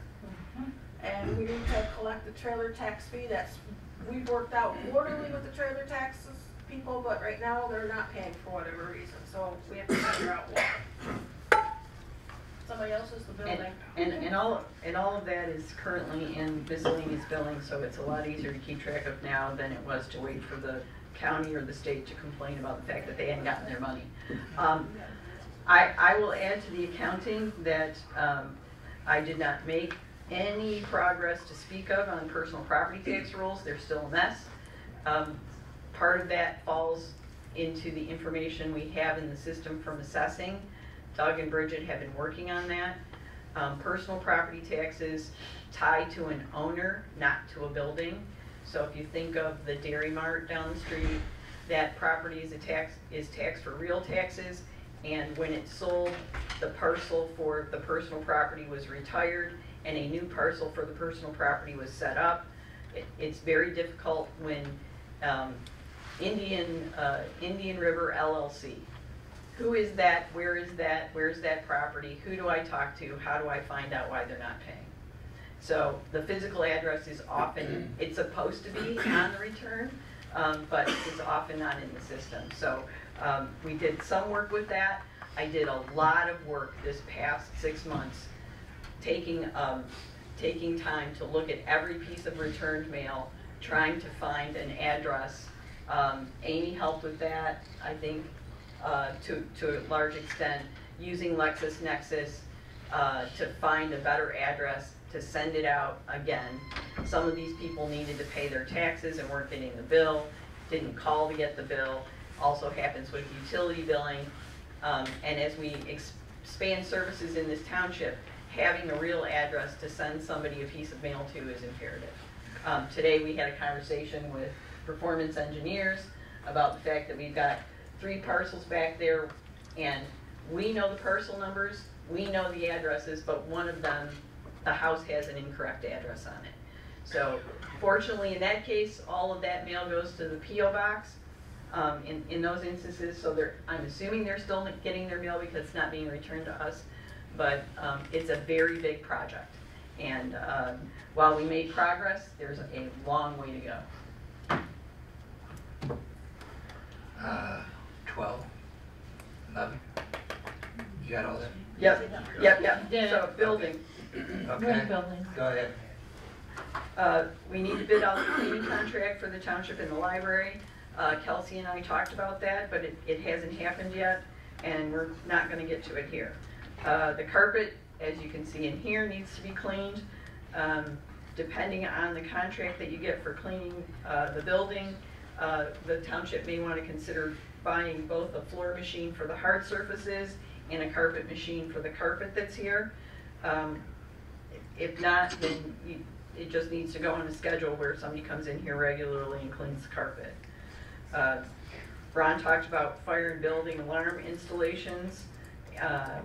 Also, there's a sump pump downstairs with a water sensor on it. Needs a water sensor added into the fire system in the new sump pit that's just been installed for the basement waterproofing. Yeah. It's all set up for it, just gotta get everybody talking to everybody else. And we've got beautiful knockbox alarms on the building now, but they need to be wired in. They're not currently wired in. And then the sprinkler lines need to be tested. The fire system needs to be tested annually. And then I'd like to add the fact that we have this claim for the heating coil. The coil was frozen and destroyed by the freezing water, also known as ice. And that's a $20,000 unit too. And we've been billed for it, but we haven't paid the bill. And we shouldn't pay the bill. Until they make it right, correct? Yeah, yes. And Ron and maybe even the chief can give you information on how that occurred. But I would not let that go for sure. Elections, Jay? Anything? No, I think we covered it all. Okay. Obviously, we were working on limiting the number of, not limiting, but removing voters that were, that needed to verify their residency. So I think there's, and I think I mentioned this in past, we have roughly 130 trying to verify residence, and we also have 75 people that have surrendered their license, but yet the state has not taken them off, or won't allow us to take them off the rolls. So there's roughly 200 people out there that may or may not be on the rolls or properly registered, and then 75 that of those 200 that should really be coming off or investigated as to why. Well, we got all the deceased people on, right? Yes, and as you can imagine, we continue to get people that we got one today. Yeah. Boat launch. I'll grab that. Just the envelopes and the fee collection, it's very labor intensive. I mean, I'm not complaining, there's just got to be a better way to do it. We haven't found it or figured it out. The police department was taking care of all of it before I came along. We've investigated automating the payments. It hasn't been cost effective. Beth from Parks has kind of picked this up and is running with it.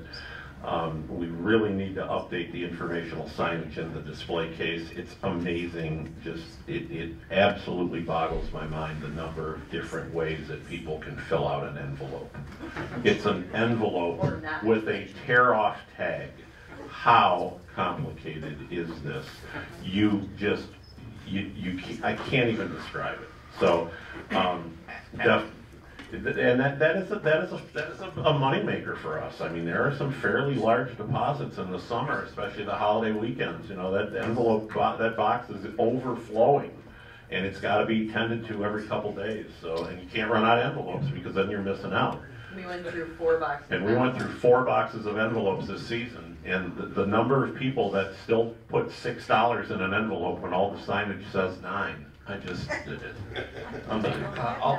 Also, it's now parking fees at the airport, so you need to go out there, you know, once every couple of weeks or once a month, because your airport manager, you know, does not live here full time. Well, and I will confess that I did not do this, but other people did, Ron. People who did not pay their share Some of them, it's clear that they were cleaning out whatever cash they had from their vehicle, their cup holders, the seats, and they got some grace, but Ron was pretty diligent where they said, here's $6, and they used the boat launch for 3 days. He sent them a letter. Yeah, and we sent 3 letters to the airport too. Yeah, for tie-down fees. Okay, miscellaneous, who wants to take it? I'll take the first one. Answering on the phones, we get a lot of complaints of people going, where do I take my leaves? A lot of complaints. 5, 6, 7 a day some days. It's something that needs to be addressed. Leaves. Compost. Yeah, compost. Out in the hallway and. Maybe the pit. Yeah, and maybe the main entrance, those rugs are getting in pretty sad shape. They're gonna start becoming a trip hazard. We don't know where, who gets them in the past. There's been some different feelings about, is it the library, is it the township, is it the cleaning crew? So it hasn't been done what it needs to be. Jan, the next one's yours. The library set up an account with Kelsey, the director, to add an HSA as a benefit to her. I have not spoken with them yet, but there are some compliance issues that need to be addressed there. HSAs fall under a number of government agencies for compliance. There's a 5500 that includes the census, 1099 SA that has to be filed and delivered to the beneficiary of the account for all of the distributions that go in. It's an additional item that goes on the W-2 in box 12, code W, that says how much the employer contributed to that fund. So there's a lot to do there. Even though that's not taxable to the employee, and I personally love my HSA and I think it's a great benefit, we're going to have to work out who's going to do the work for that. And by we, it's not me. And I recognize that. All right, I'll take the chamber.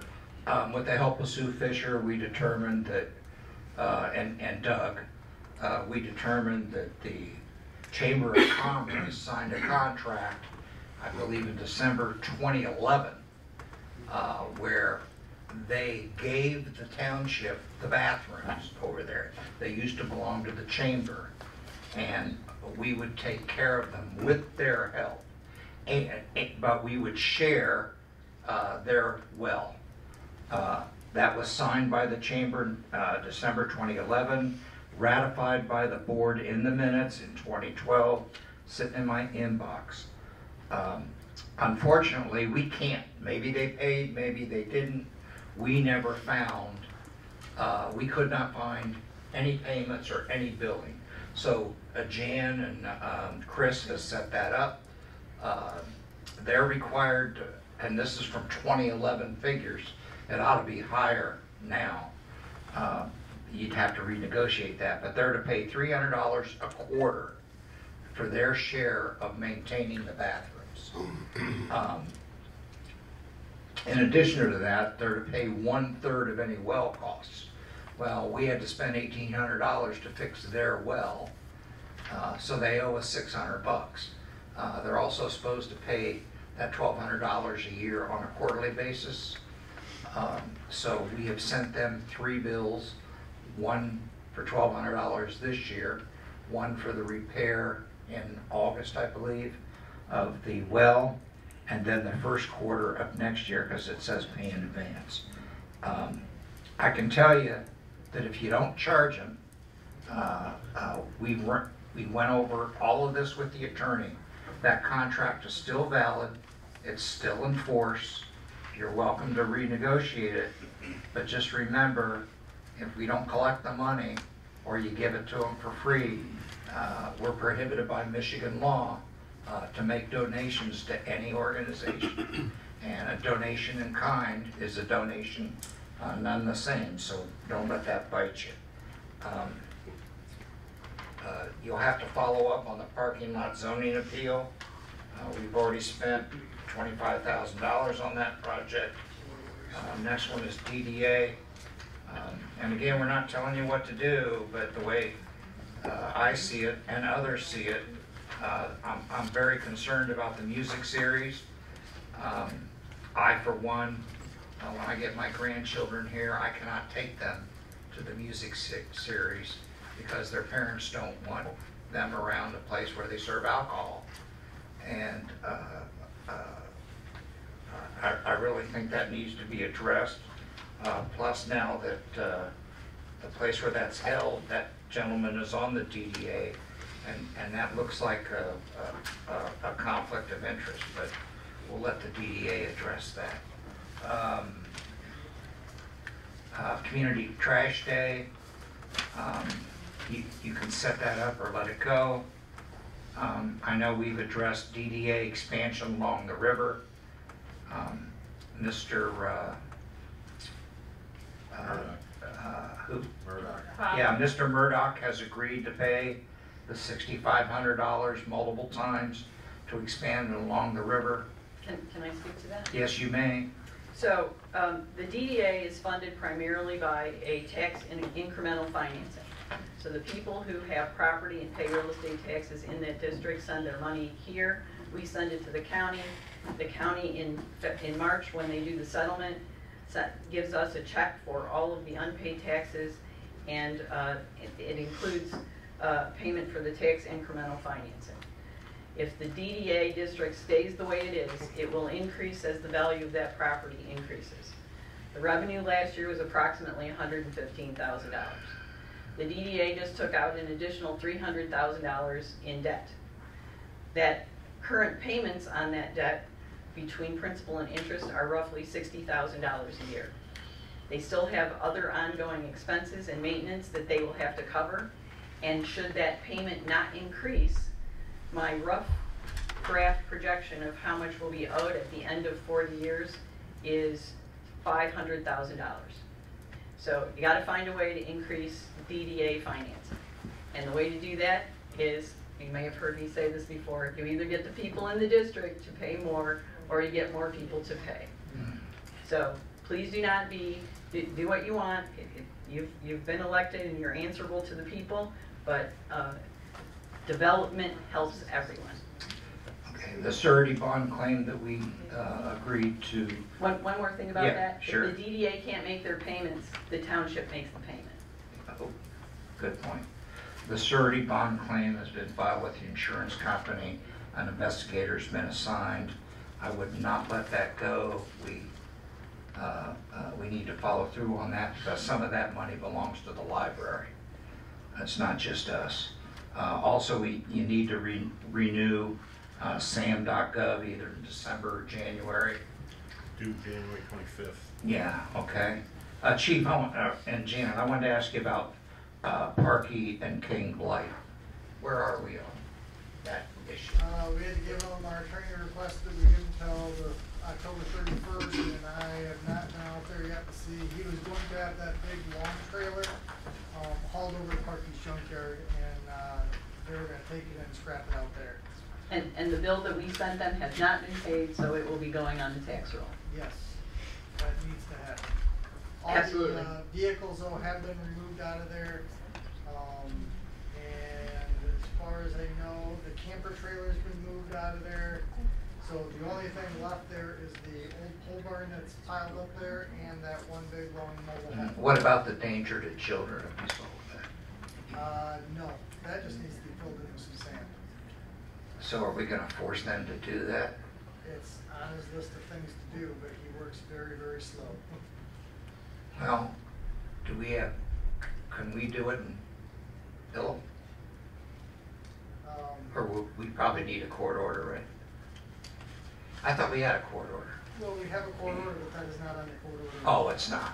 No. Everything else is but that. Everything but that. Because at one time, that wellhead, it's actually an old septic tank, the cover was fine. It's just over years it deteriorated, and now it's all rotten.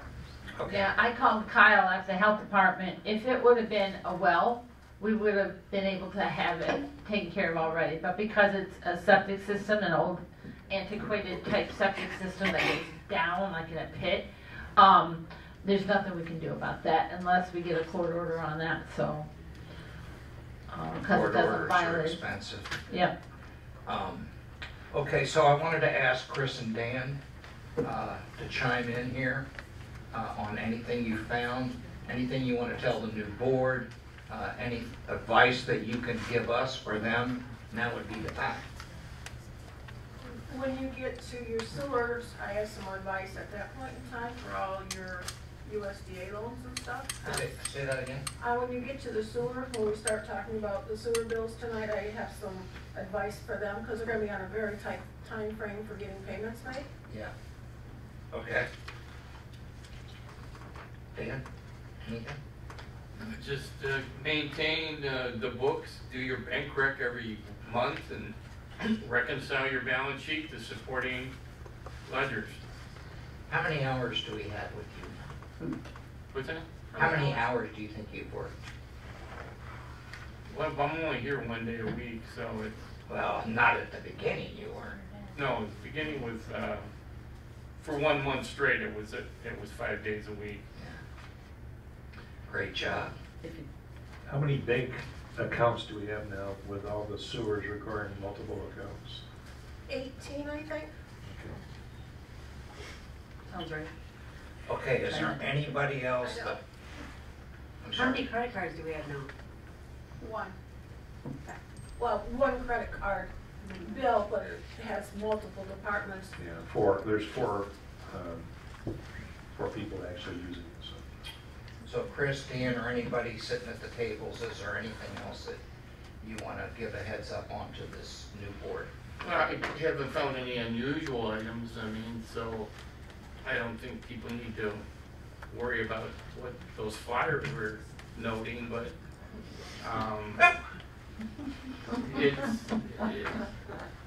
The lack of worksheets really hurts. yes, We spend a tremendous amount of time, and we can't account for the people, as the people who pay for their sewers up front the first Right. time around, those numbers are not jiving. no. I don't know what you're gonna do. You gotta get to a good starting point and move forward. I mean, there's sometimes you gotta let the past go. I mean, you know, you could spend 100 hours trying to find $100, it's not worth it. It's, I mean, and what happened in the past is gone, and I mean, there's no records, and so if you get to a base point, go forward. And focus, and then learn from it. Learn that, you know, accounting is important. You know, you can't ignore it. It's a necessary evil.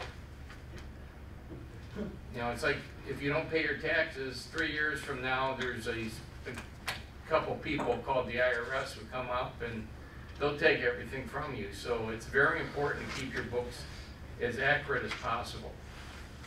Because, I mean, you're not in the profit business like a corporation, but you do have government funding, and it's just as bad that if the records are poor, they can take that money back. Makes sense. Okay, anything else? Yeah, I have one final thing on the to-do list. Well, let's talk about the laundry list, the things that we have to do, the new board has to do. That's just a suggested list. You prioritize it, you throw it out, you do whatever you want with it, but these are things that we wanted you to know that, you know, may come up and bite you if you don't get it done. But that's up to you guys, how you handle all that, but we just want to make sure that everybody knew this stuff is on the table. And as far as the list that I read off at the beginning of the things that has already been done the last 2 years, I want to make note that everybody on this board worked their behinds off, doing extra hours, weekends, whatever it took to get a lot of these projects done. We worked really, really hard on doing grants to try and supplement the projects. I think it was all well worth it, but we did it without asking for new taxes from the community. We got a lot done because of grants, because of good fiscal accounting and paying attention. We went out for grants to help fund that. We didn't ask for new taxes, and we didn't ask for wage increases either these last 2 years. We did it all with whatever the previous board was getting is what we got. We didn't ask for anything extra. So just letting you know, you know, we did a lot for the community on our own dime. Bobby went to Washington DC to help lobby for these sewers when we were looking for the funding for that on his own dime. So I'm just letting you know, we worked for you guys this whole last 2 years, big time. But it was our pleasure. It really was. And I'm gonna miss everybody, but I'm glad we did it. So that's my last statement before I cry. Okay. And I wanna say something to Janet, because if it wasn't for you and I working together on that blight grant, the sewer would have been a whole lot harder, because we learned so much doing that blight grant. Yeah, yeah, we did. And thank you for And your I think help. they're gonna have a third round next year, folks. Chief might have some ideas On the blight grant, you mean? although that one down south of town, Corrected itself. Yeah, What yeah. happened? Wonderful, too. what happened? I have no idea. It's still. All I know is it looks good. Yeah. Maybe we could use that money to convince Mr. Hendershot to clean up the Caribbean. Or the Pinehurst. Yeah, but that money that we did for the blight grant, just to let everybody know, that money came, very few strings attached, easy grant, and it really helped the community out a lot. It really did. So, and that was our first grant, Yep. and we did good. We got it. So, yeah, it made a lot of people. Before we leave this topic, I just want to address the budget and the CIP. It's all in Chapter 4, but by the same token, unlike passports where the clerk did all the work, the statutory duty is that of the supervisor. Yeah, you can delegate it, but at the end of the day, if there's a problem, the treasury's coming after the supervisor, not the clerk. Yep. So I take that very, very seriously, and there's been some discussion about a balanced budget. The reason we did this zero-based budgeting and this balanced budget is because I'm sure this new board will come up with a plan to put people in charge of certain cost centers. Okay, what it appeared to me, and I know it wasn't intentional, but if you have a tight budget, right, and you need extra money, you got to go to the board to get the money. But if you have a budget, a cost center budget that's 25 to 50% over the real zero-based budgeting need, you've basically given the manager of that cost center a blank check. And that is the reason that we have pushed so hard for a balanced budget. I mean, it would be real easy for us to go in there and say, okay, let's just jack it up 21% like we had 2 years ago. Yeah. Okay, that, I don't feel that's fiscally responsible. I just think the entire board has a right to determine whether or not additional funds are needed. That was the whole purpose of zero-based budgeting and a balanced budget. So let's move on. It's getting really late. I appreciate everyone's patience. If new board members have a question, I would ask you to email Chris, and if she can't give you the answer, she will farm it out to one of us. That way we have a central point. Your email address is admin@tuscaroratwp.com. Okay, project invoices. We have quite a few. They're in your packet. I hope you've had enough time to study them. Is there a motion to pay the sewer project invoices? I'll make that motion, to pay the invoices as reported. I'll support that. Janet makes the motion and Kim supports. Is there any discussion? I mean, we have, these are big bills. Yeah, but they're coming out of the sewer fund. They're not Right, coming out right, of I the understand. fund. Yeah. I understand. I want everyone else to understand that too. But they also have a really tight timeline. Yes. Bob and I have As- to stay tonight and do. And sign papers. performance engineers will pick them up tomorrow. Then from there, they'll go to the USDA. The money will probably be in our bank account wired in around the 21st. You have to send it out immediately. So you are going to need your, whoever signing checks. That's the treasurer's. Yep. Because the treasurer has to fill out the report, and if she can't fill it out. And the it's a supervisor has special to form. sign the She has to- documents. Yep. So, okay. Any other discussion? All in favor? Aye. Opposed? Motion passes. Sewer project change orders. These are not significant change orders, but they are change orders nonetheless, and that's what eats into your contingency. So that's why that $1 million is even more important, not only for the township to get the over $200,000 that we've already put in the contingency fund, but we want to keep that as low as possible. And I've told them no change orders. You know, at one point somebody asked me to sign a change order. Don't work that way. Board's got to approve the change order, and if it's an emergency, that's why we have special meetings. But this change order, let me get to it. Before we discuss it, is there a motion to approve the change orders? I make that motion. Janet makes a motion, is there a second? I'll support it. Jan supports. So we have change order number 2. We need to add 12,000 and 4,000, but they saved us 3,800, but it's still a net increase in cost of 13,000 and some change. The phase 1 contingency is currently at $266,000. And our engineers recommended approval with funding from the available project contingency. What happened to change order number 1? Yeah, I'm getting there. That one's next. I'm getting there. Change. Reverse psychology. Yeah.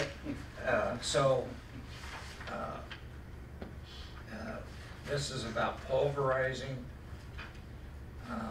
They need an additional $14,720, which includes mobilization and demobilization. And again, they recommend approval so we can get some of this work finished. Any other discussion? And change order number 3, $4,300. No, change. Are you doing these separately or? Yeah, I'm doing them separately in case you have questions. Okay. Is there a motion to approve change order number 1? Just a question, is there, are these numbers correct as documented here? Because I heard other numbers being bandied about. No, the forms are correct. Okay. All in favor? We don't have a person, So what's the yeah, make a motion. So you want a motion to Yeah, approve to change order approve change number order 1? number 1, correct. I'll move that. Jan makes it, Approve second. Change order number 1. I'll second it. Okay. Sorry, I took them out of order. All in favor? Aye. Opposed? Motion passes. Change order number 3. So was Pearson that seconded? Are you gonna do number? Yes, yes. No, we did number 2. No, we didn't. Yeah, we did. 2, 1, and Did we? now we're going to 3. I don't recall. I don't recall doing number We 2, did that's not why. We did not do number 2, we did number 3. Oh, I apologize.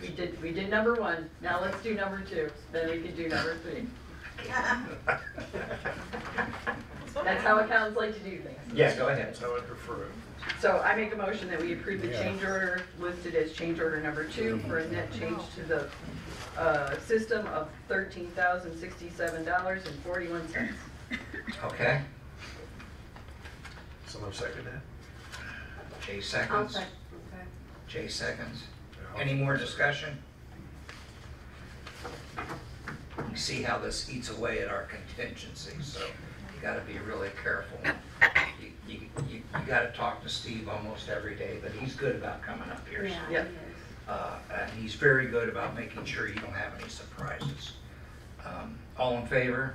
Aye. Aye. Opposed? Motion passes. The next item is reimbursements. Change order number 3. No, We did that. we did 3. Did, okay. That Yeah. was the first one we did. I don't have it now. Tell me what we did, please. And then we have Okay, change, that was, and then we have change order number 4, which is a credit. I don't see it, okay. So change number 3 is, $4,306.69 right, for, add 1 hatch and 2 hot dip galvanized headers for a new hatch rough opening in precast concrete and labor to install, $4,306.69. yep. Yeah, that's out at the plant.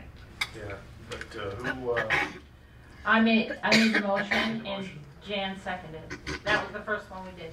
Okay? So we didn't vote. We did 3, 1, and 2. Okay? Okay, where's number 4? Number 4 is a credit for $3,800. Oh, we love that. On number 1. Is that credit to contingency?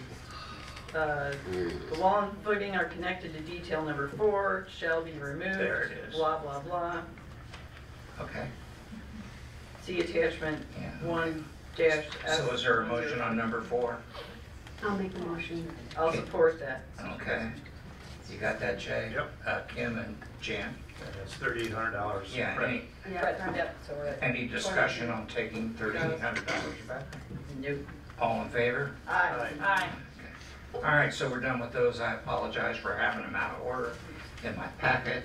I'm going to turn the meeting over to Janet because on the reimbursements, I have a conflict.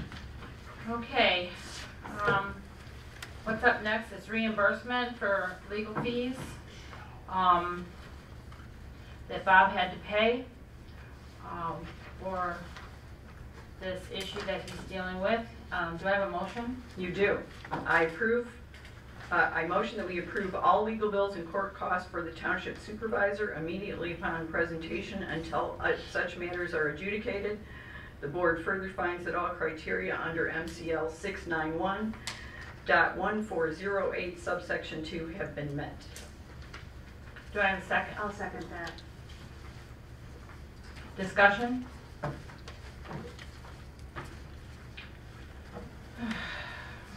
Well, no discussion. Do we need to do a roll call on this or just a regular motion? I think a roll call would be fine. I guess I would like to say one thing, that Yeah, people speaking out of passion and emotion and making unfounded allegations are about to cost the township money. There's a lot of money that's been taken off the table because of this behavior, and I understand that people get upset. I understand they get emotional. There are consequences for saying things that you can't prove. And I think that in this case, that's exactly what we're going to find. And it's unfortunate that the taxpayers of the township here are going to pay for it. And I hope that, I've been glad to see so many people at the meetings. I hope that you continue to be involved to make sure that you hold the new board as accountable as you've held us, so that this doesn't happen and continue to happen. It's absolutely unnecessary. well, yeah, and I've got one statement backing that up. Personal agendas that turn into lawfare is costing the taxpayers money, not only federally with President Trump, but also here in this township. So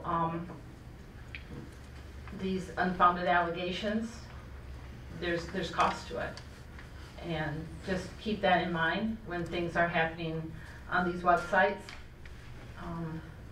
Maybe some further investigation other than just believing what false prophets tell you should be the rule of the day. That's all.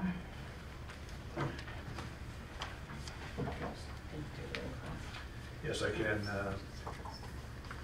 Janet Vance, Yes. Kim Pearson, Yes. Jan Dillane, Yes. Jay Reitsma, yes, And Bob recused himself. and Bob recuses. Okay, motion passed.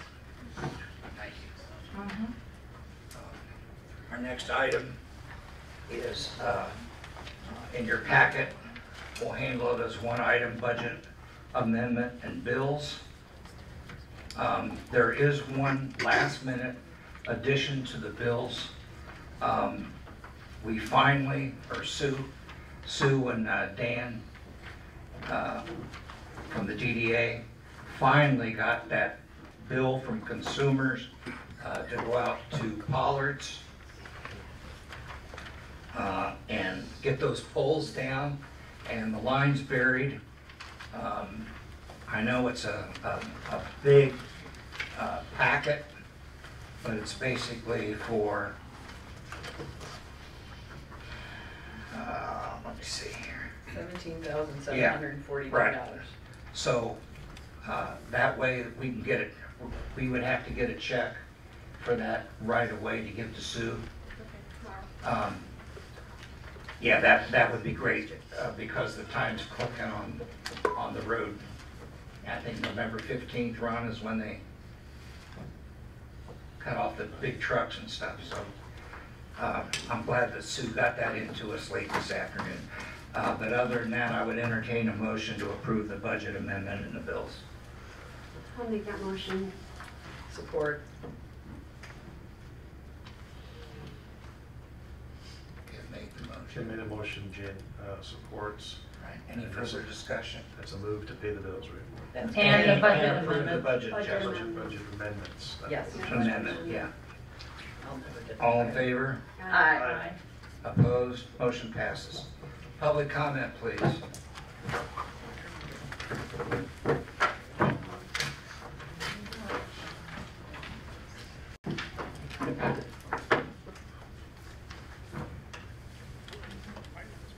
Hello, my name is Patrick McGinnis.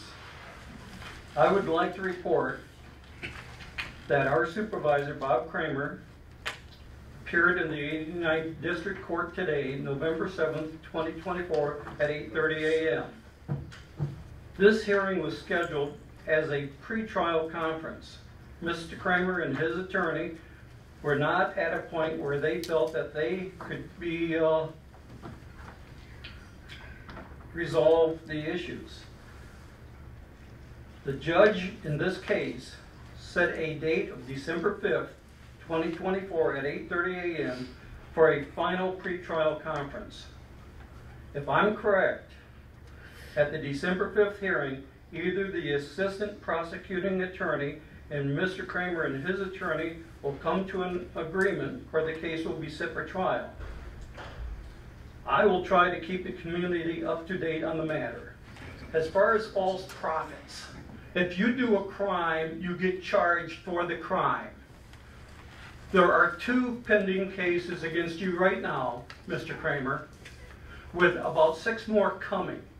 And it's because of illegal activities that has been investigated by the state of Michigan, and they found charges were warranted. The prosecuting attorney has justified the filing of the complaints. So I think your payment, this board talking about wasting taxpayers' money to pay the cost of a criminal is a waste of taxpayers' money. The Constitution says until he's convicted, he's not a criminal. He is charged criminally. Maybe he's not a criminal, he's innocent until. And if you want to talk about that, why don't you start telling the truth? I've had reports of phone calls you've made to different departments here, and what you did not know is what you were telling them is not what was recorded, and they were given transcripts of exactly what was said, and you were lying through your eye teeth then like you are now. Thank you for your time. Public comment, please.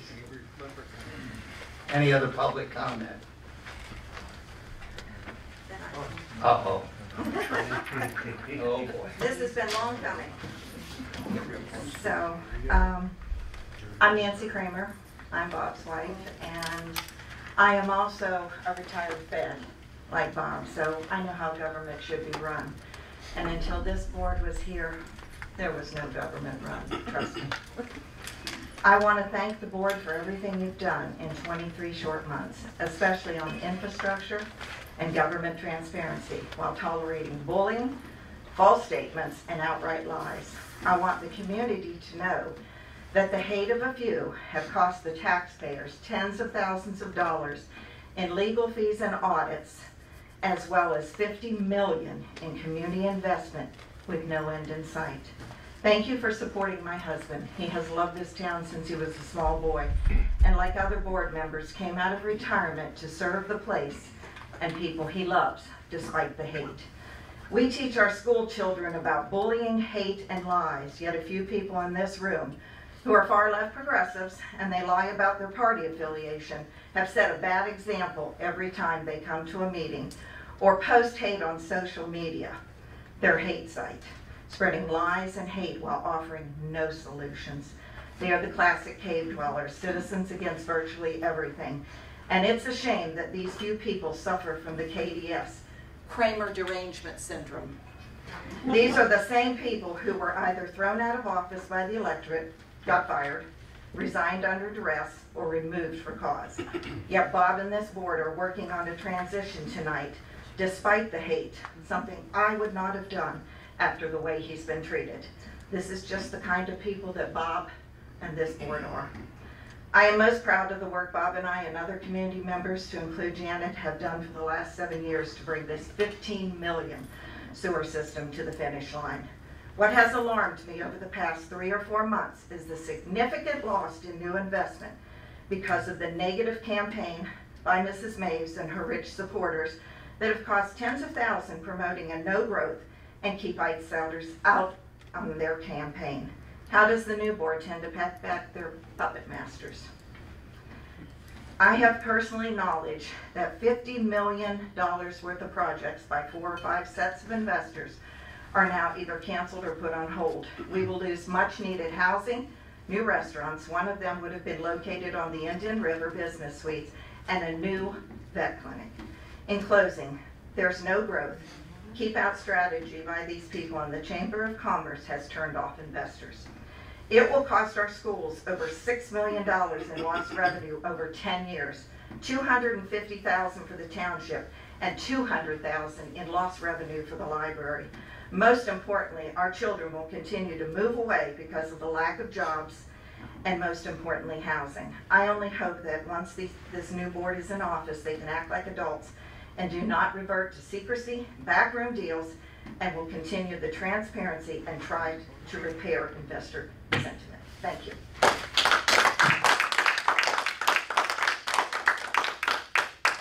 Any more public comment? I do, almost enough. Yes, ma'am. I just want to simply say thank you so much. I've watched what's gone on in the last year, and I'm just so grateful for what you guys have put up with, and how gracious of you to be here and lay it all out on the table and give them a heads up on everything. So I really hope that they appreciate it and continue in that real community service spirit. And I hope you guys never have to buy a drink in this town again, because you really deserve so much appreciation for what you've done. Thank you. Excuse me, can I get your name? Karen Parkinen.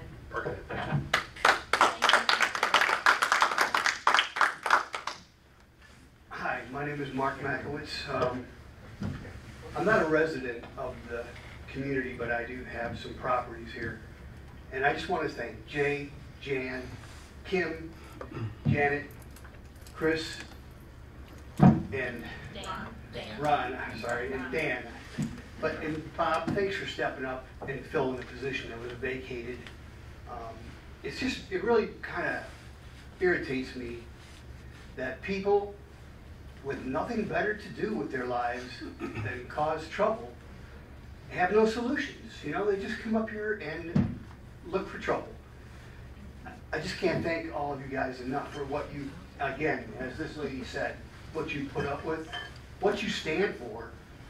And I was telling Nancy earlier, I wish there was a person in this community, a pillar, of this community who would tell these people who are causing these problems, knock it off. You're acting like a child. But I don't know that that's here, you know, and it's really sad because this is one of the greatest little towns in the state, and it's not going to get any better. Change is necessary. This town has to grow, just like every place else. Things change, and if you can't get with change, you'll be miserable because you'll get bowled over. But again, I just want to say thank you, and it's really been frustrating to witness what I've seen go on here. God bless you all.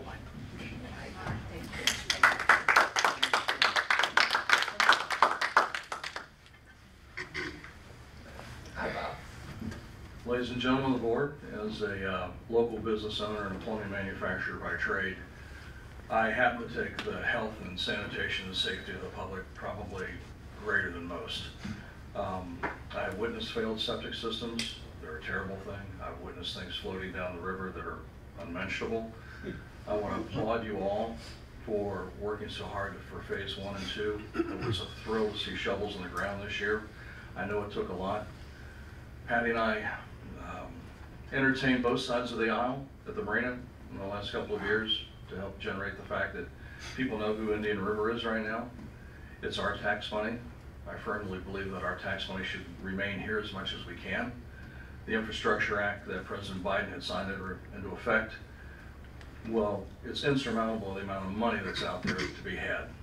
Now the fact that the politicians know who we are, both at state and federal levels, we need to continue to do that. I look forward to working with Trudy and her board for the next phase 3. There's a lot more to do. At least it'll take the density of downtown that we have currently and the growth that we see coming, that the health and safety of the nation is the responsibility of the plumber. Okay, and once your well's contaminated, your neighbor's wells get contaminated. And I truly believe if you ever figured out how much a public water system would cost versus taking care of the sewers first, it would frighten you. It would absolutely frighten you. Our health official in Sheboygan at Sheboygan Health Department number 4 told me a number of years ago that if he had to enforce the law in Indian River, he would have to close the town. Okay, and when he made that statement, I looked at him and I said, "Can I write that down?" He said, "I'll never put it in writing, it's too political."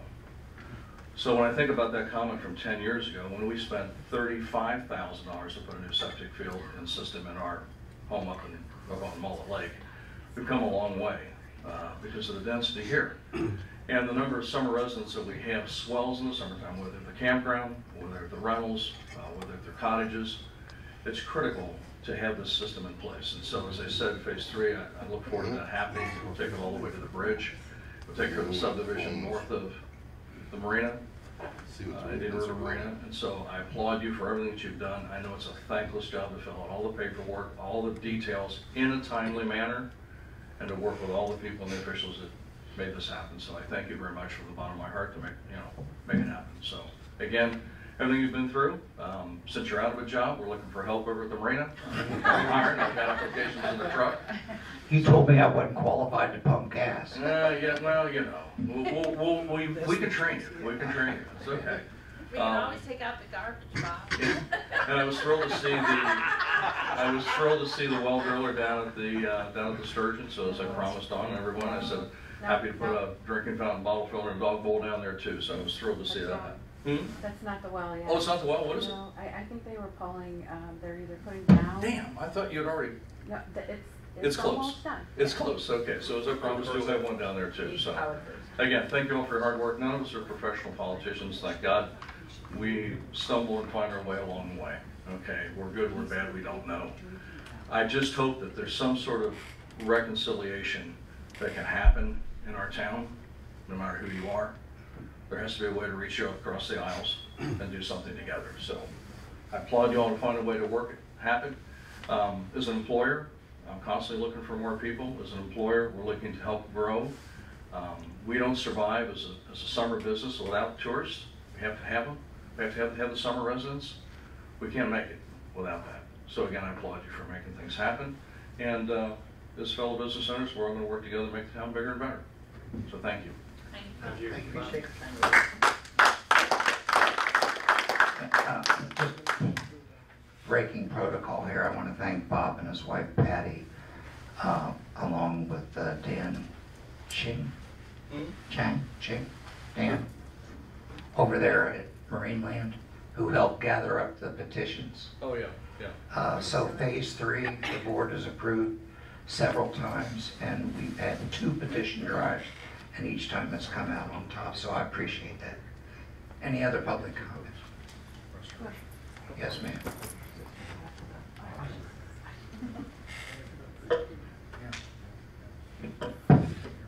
Since Bob brought up the well, we did get the easement. You probably already have it, a copy of it.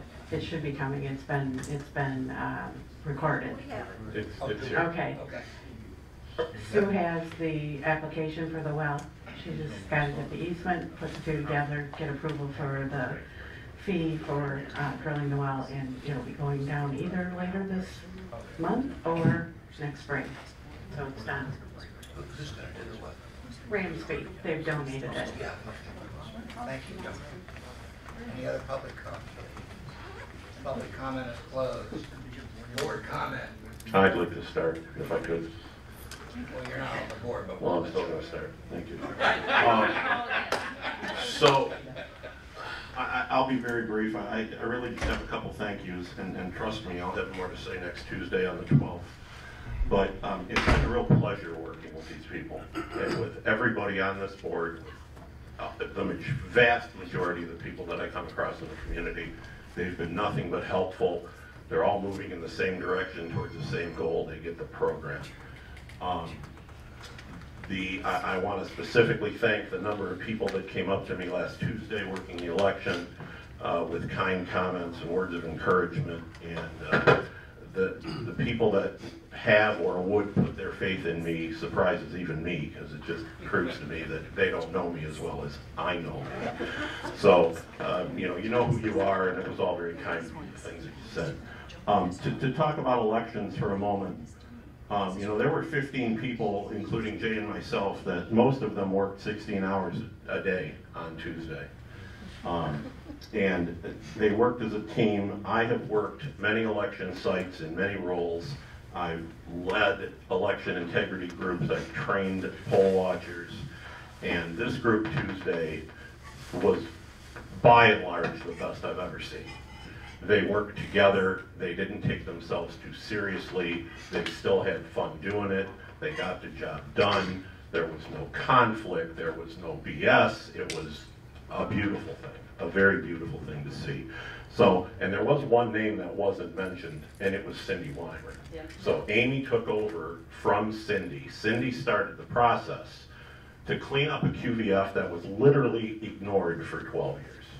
And whether that was locally a problem, whether it was an SOS problem in Lansing, we can tell you don't get 130 dead people on a $3,000 member voter roll by looking at it every day or every year. So Cindy started that. Amy was able to follow up.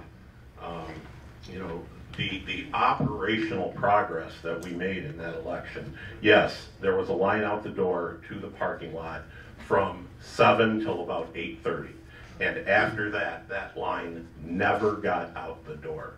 Even when we had to take a break and do maintenance on a poll book, that line never got out the door. No conflicts, no arguments, nobody upset.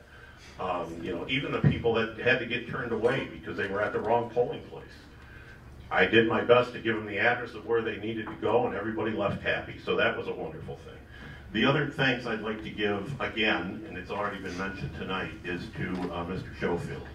Mr. Schofield is so responsive to our requests, and by responsive, I mean like an hour. So we asked him to do some things specific to the election regarding the light timers, and it seemed like 5 minutes went by and it was done. So, he is an asset to this township that I hope we never lose. That's all I have. Thank you. Dan? Anything? No, thank you. This was a pleasure. People were very nice, very supportive, and no one hid anything. I needed a report, they gave it to me. So Thank you. Did you find the 400,000? Chris? Board members? I'm good. It's been a pleasure working with everyone here. I particularly enjoyed working with the library board so that we could get an actual documented process to get bills approved by that board and documented so that the clerk could process them for the township, and that I could take some comfort in signing them. I particularly also appreciated working with Parks on the budget for this year. Still a ways to go in that regard. That board went for a long time without an active secretary and an active treasurer, and most of the bills were only approved by the president of that board. That is a publicly elected body. If you're an interested taxpayer, pay attention. It should never be that way. The electorate is due a board that they've elected that actually looks at the bills and manages their budget and doesn't leave it to one person on the board to do that. We also got the process of getting bills approved and paid through the DDA. A couple bumps along the road, but change is hard, and we got through it. I hope that those processes stay in place. That's clearly not how things were done in the past. And that was one of the things that I felt most strongly about. The idea that we put things out that people see, some people find that to be a reflection on their ability or who they are as a human being. The more people that look at my work papers and the work product that I produce each day and are kind enough to take the time and tell me where I've made a mistake, the better results that everyone gets. And that's the goal. It's not for me to look perfect, because I promise you I am not. So I've appreciated working with Chris and Dan. We've got a lot of things cleaned up. I certainly, I feel like I went to Thanksgiving dinner and put too much on my plate. I overestimated how much we could get done in this short period of time. So I hope that the new board is able to continue on the path of getting things cleaned up and keeping them up to snuff, so that we do not run afoul of the many government entities that are looking over our shoulders now. Board comment? I just want to say that I'm really disappointed that last meeting we had, with me living on Rainbow's End Trail, it was put out on social media that I, because I'm a board member, got special favoritism for my road issue being repaired by a resident, a taxpayer that lives all year round on my road, needed to have an issue fixed on the road before the frost laws went in or whatever. He had written letters, pictures, whatever, and we voted, and I voted that it should be fixed, even though I live on that road. And I thought about, taking myself away from it and not voting it, and I was kind of like sitting here thinking about it, and I thought, why should I deny my neighbor from getting the road fixed? So I voted for it. And the minute that I did that, not a lot of people didn't know exactly where I live, but you can look it up on social media where anyone lives. And I was really disappointed when I saw on, and I'll say it again, Tuscarora Trash Back. Tuscarora talks back that the admin, Jane, and her husband had put out there a little excerpt from the meeting of when we had talked about taking $2,500 to fix this complaint that someone had made. It was not me on the road before the frost laws came. It was put out on there also with him going down my road, which I have not a problem with, him filming the road. And where the complaint was, he did not go down and actually film where the actual repair needed to be. He actually just went past my home very slowly. When he got to went down my road very slowly. When he got down to my house, he filmed my home.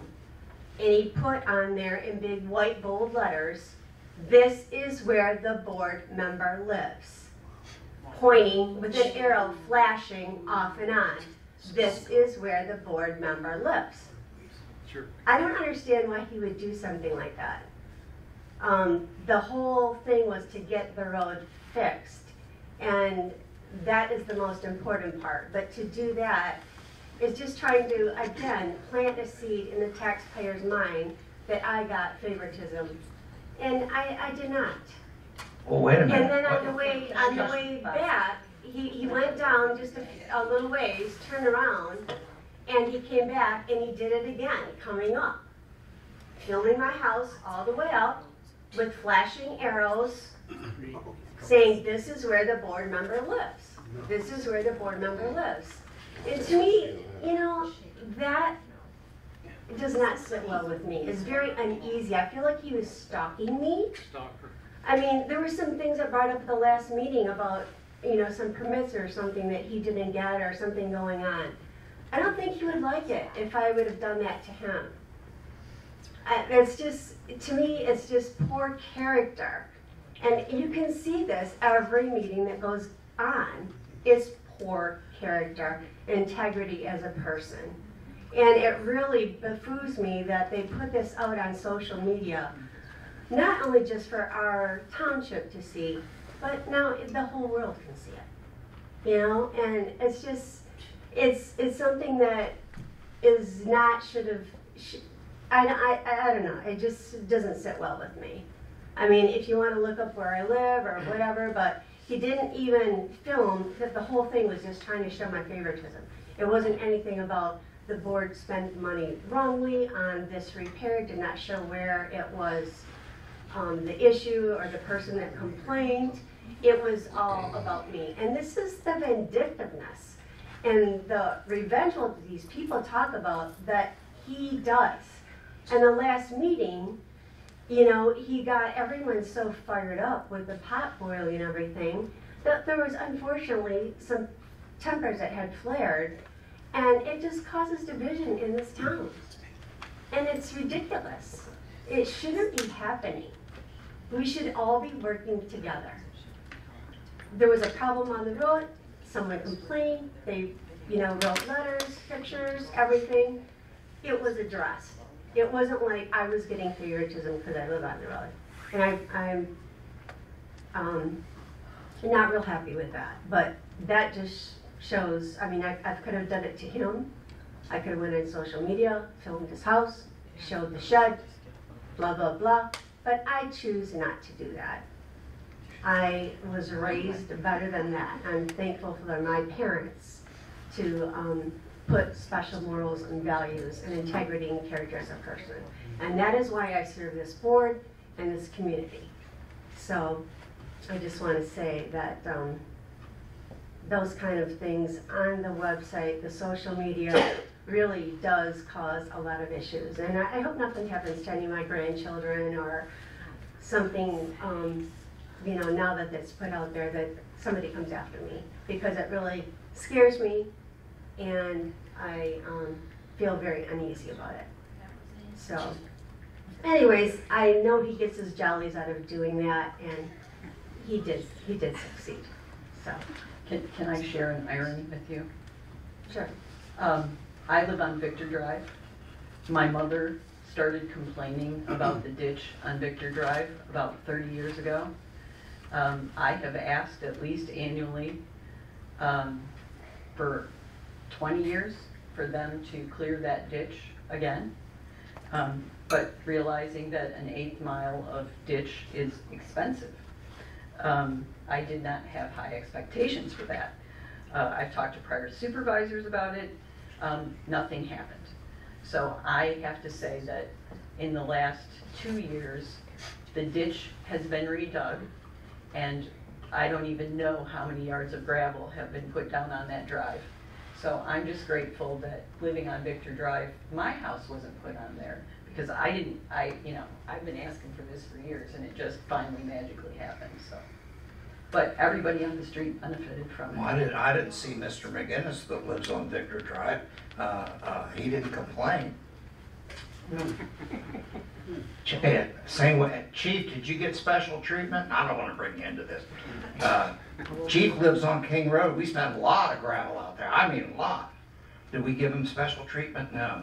Like I said earlier, the entire township was done. To be honest with you, every gravel road was done. Any other comments? No. Well, just a point to make there, it was done per the road commission. Yeah. You didn't go off and tell people to do this road, not that road, this road, not that road. Simply said, what do you need, road commission, in order to get this job done? They came back with a plan, and they executed the plan. Yeah, and they do great. So people Bob's, understand. yeah, Bob's quick board comments. I think we all owe a debt of gratitude to Jay Reedsma. He literally came into that job with no transition, no help. I thought he was going to die of a heart attack the first couple of months. He just kept on pushing.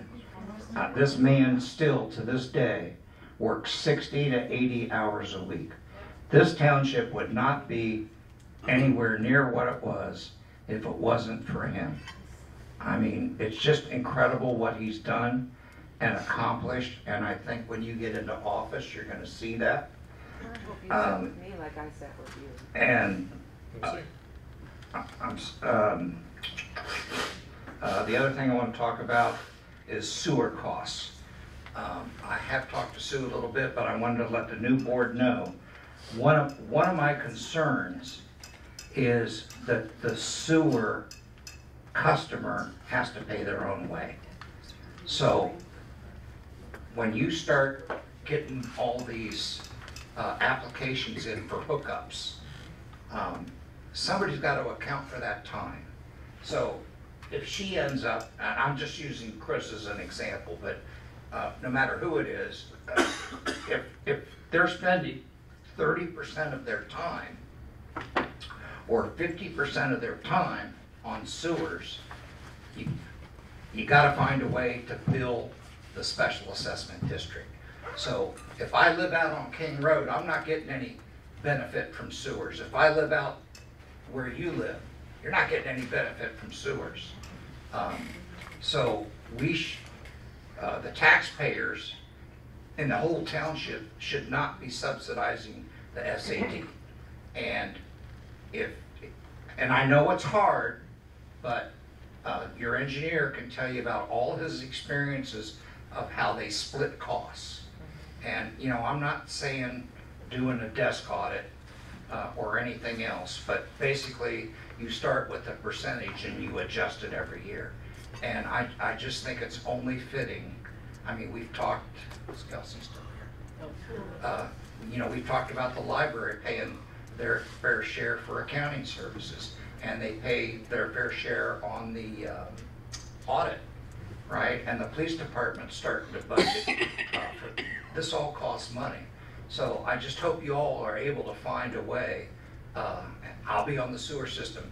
I should be paying the bills, not the guy who doesn't, or the gal that doesn't benefit.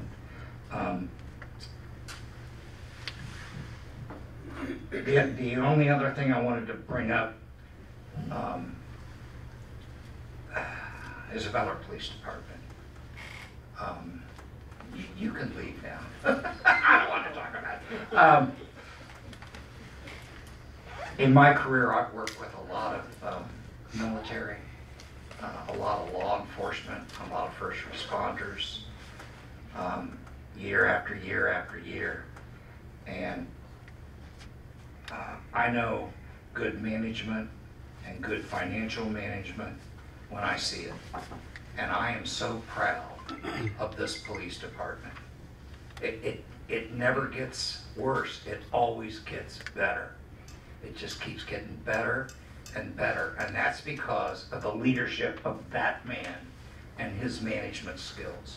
And I hope you will continue to enable him, let him run his department as we have, pretty much hands off. You know, we rope him in when we have to, but it's always better to rope somebody in than to have to kick them in the ass to get them to do something, right? This guy's a go-getter. We're lucky to have him. And I like, professionally and personally, every police officer on your force. I get comments from them all the time, about them all the time, that you never even hear about. And I also want to thank all the people that knocked on my Nancy and I's door over the past month and a half, just out of nowhere, or walking down the street, thanking us. And Karen, I wanted to thank you for your comments, because one comment like that makes it all worthwhile for me. And I'll just leave it. Yeah. Yes, ma'am. I know we're getting late, so I'll make this quick. I want to remind the public that Bob Kramer is appointed supervisor. Mike Ridley resigned May 20th of 23. And that was his choice. The thing of it is, we put out applications to the public for people to apply for the supervisor job. We did not receive not one. Not one. The board recruited Bob to do it. He did not want to do it. He was having health problems himself. His daughter was going through a heart transplant in Kansas. Isn't it Kansas? In Kansas. He's going back and forth to do, trying to help them out financially and taking care of Nancy. Had to actually move in with them, live there for like 9 months or something like that. His personal life was in turmoil, and we recruited him anyway to step up, and he did, because he's a public servant. It's in his blood. He's always done it. He did, I don't know how many years in the military, Bob? A lot. 35 years in the military. Always public servant. And when he was, in the reserves, he still did public servant. When he lived in Ohio, he was on the planning commission. He did all kinds of things like that in his career. And he stood up and took this job.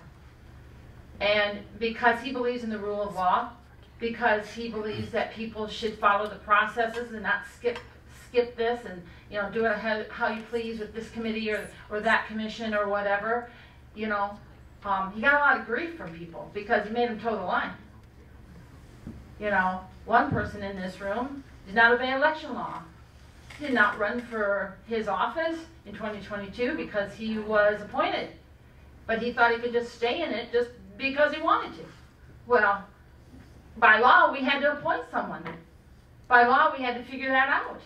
You can't just say, well, I didn't feel like running, or I didn't know I should run, or whatever. The fact is, he didn't run for his position. That's what started all of this turmoil. Because we had to go out with applications. Well, he was mad. He didn't want to apply. He thought we'd just hand it to him. By law, we could not do that. By our own policies, we could not do that. So it is what it is today. Personal vendettas. That's what this is all about. Fact of the matter is, though, Bob did step up, public servant. He never was a supervisor before. There's no classes that you go to like, oh, I want a degree in a township supervisor. Nope, learn as you go. That's what all these jobs are. Kim was appointed to fill Bob's spot. Jan was appointed when Bobby resigned at the same time. She stood up and took the treasury job. Found a computer that the emails were totally white, no work product, no nothing. Oh well, moving on. Did we sue anybody? Did we file charges against people? No, because it wasn't the best interest of the township. The best interest of the people of this township is to move forward and do our job and do it the best we can. And that's what we've done. But personal vendettas have ruled the day, and this is where we are today, with Bob having to deal with court costs and lawyers and things like that. Well, you do the best you can. You try to obey the law. We still don't believe he did anything wrong. He doesn't believe he did anything wrong. Personally, I think he did 100% right. But they find a little niche. Oh, let's go after him. So the new board come in, be careful. Because personal vendettas is what's ruling the day. Be careful. Thank you. Motion to adjourn. So moved. So moved. Thank you, everyone.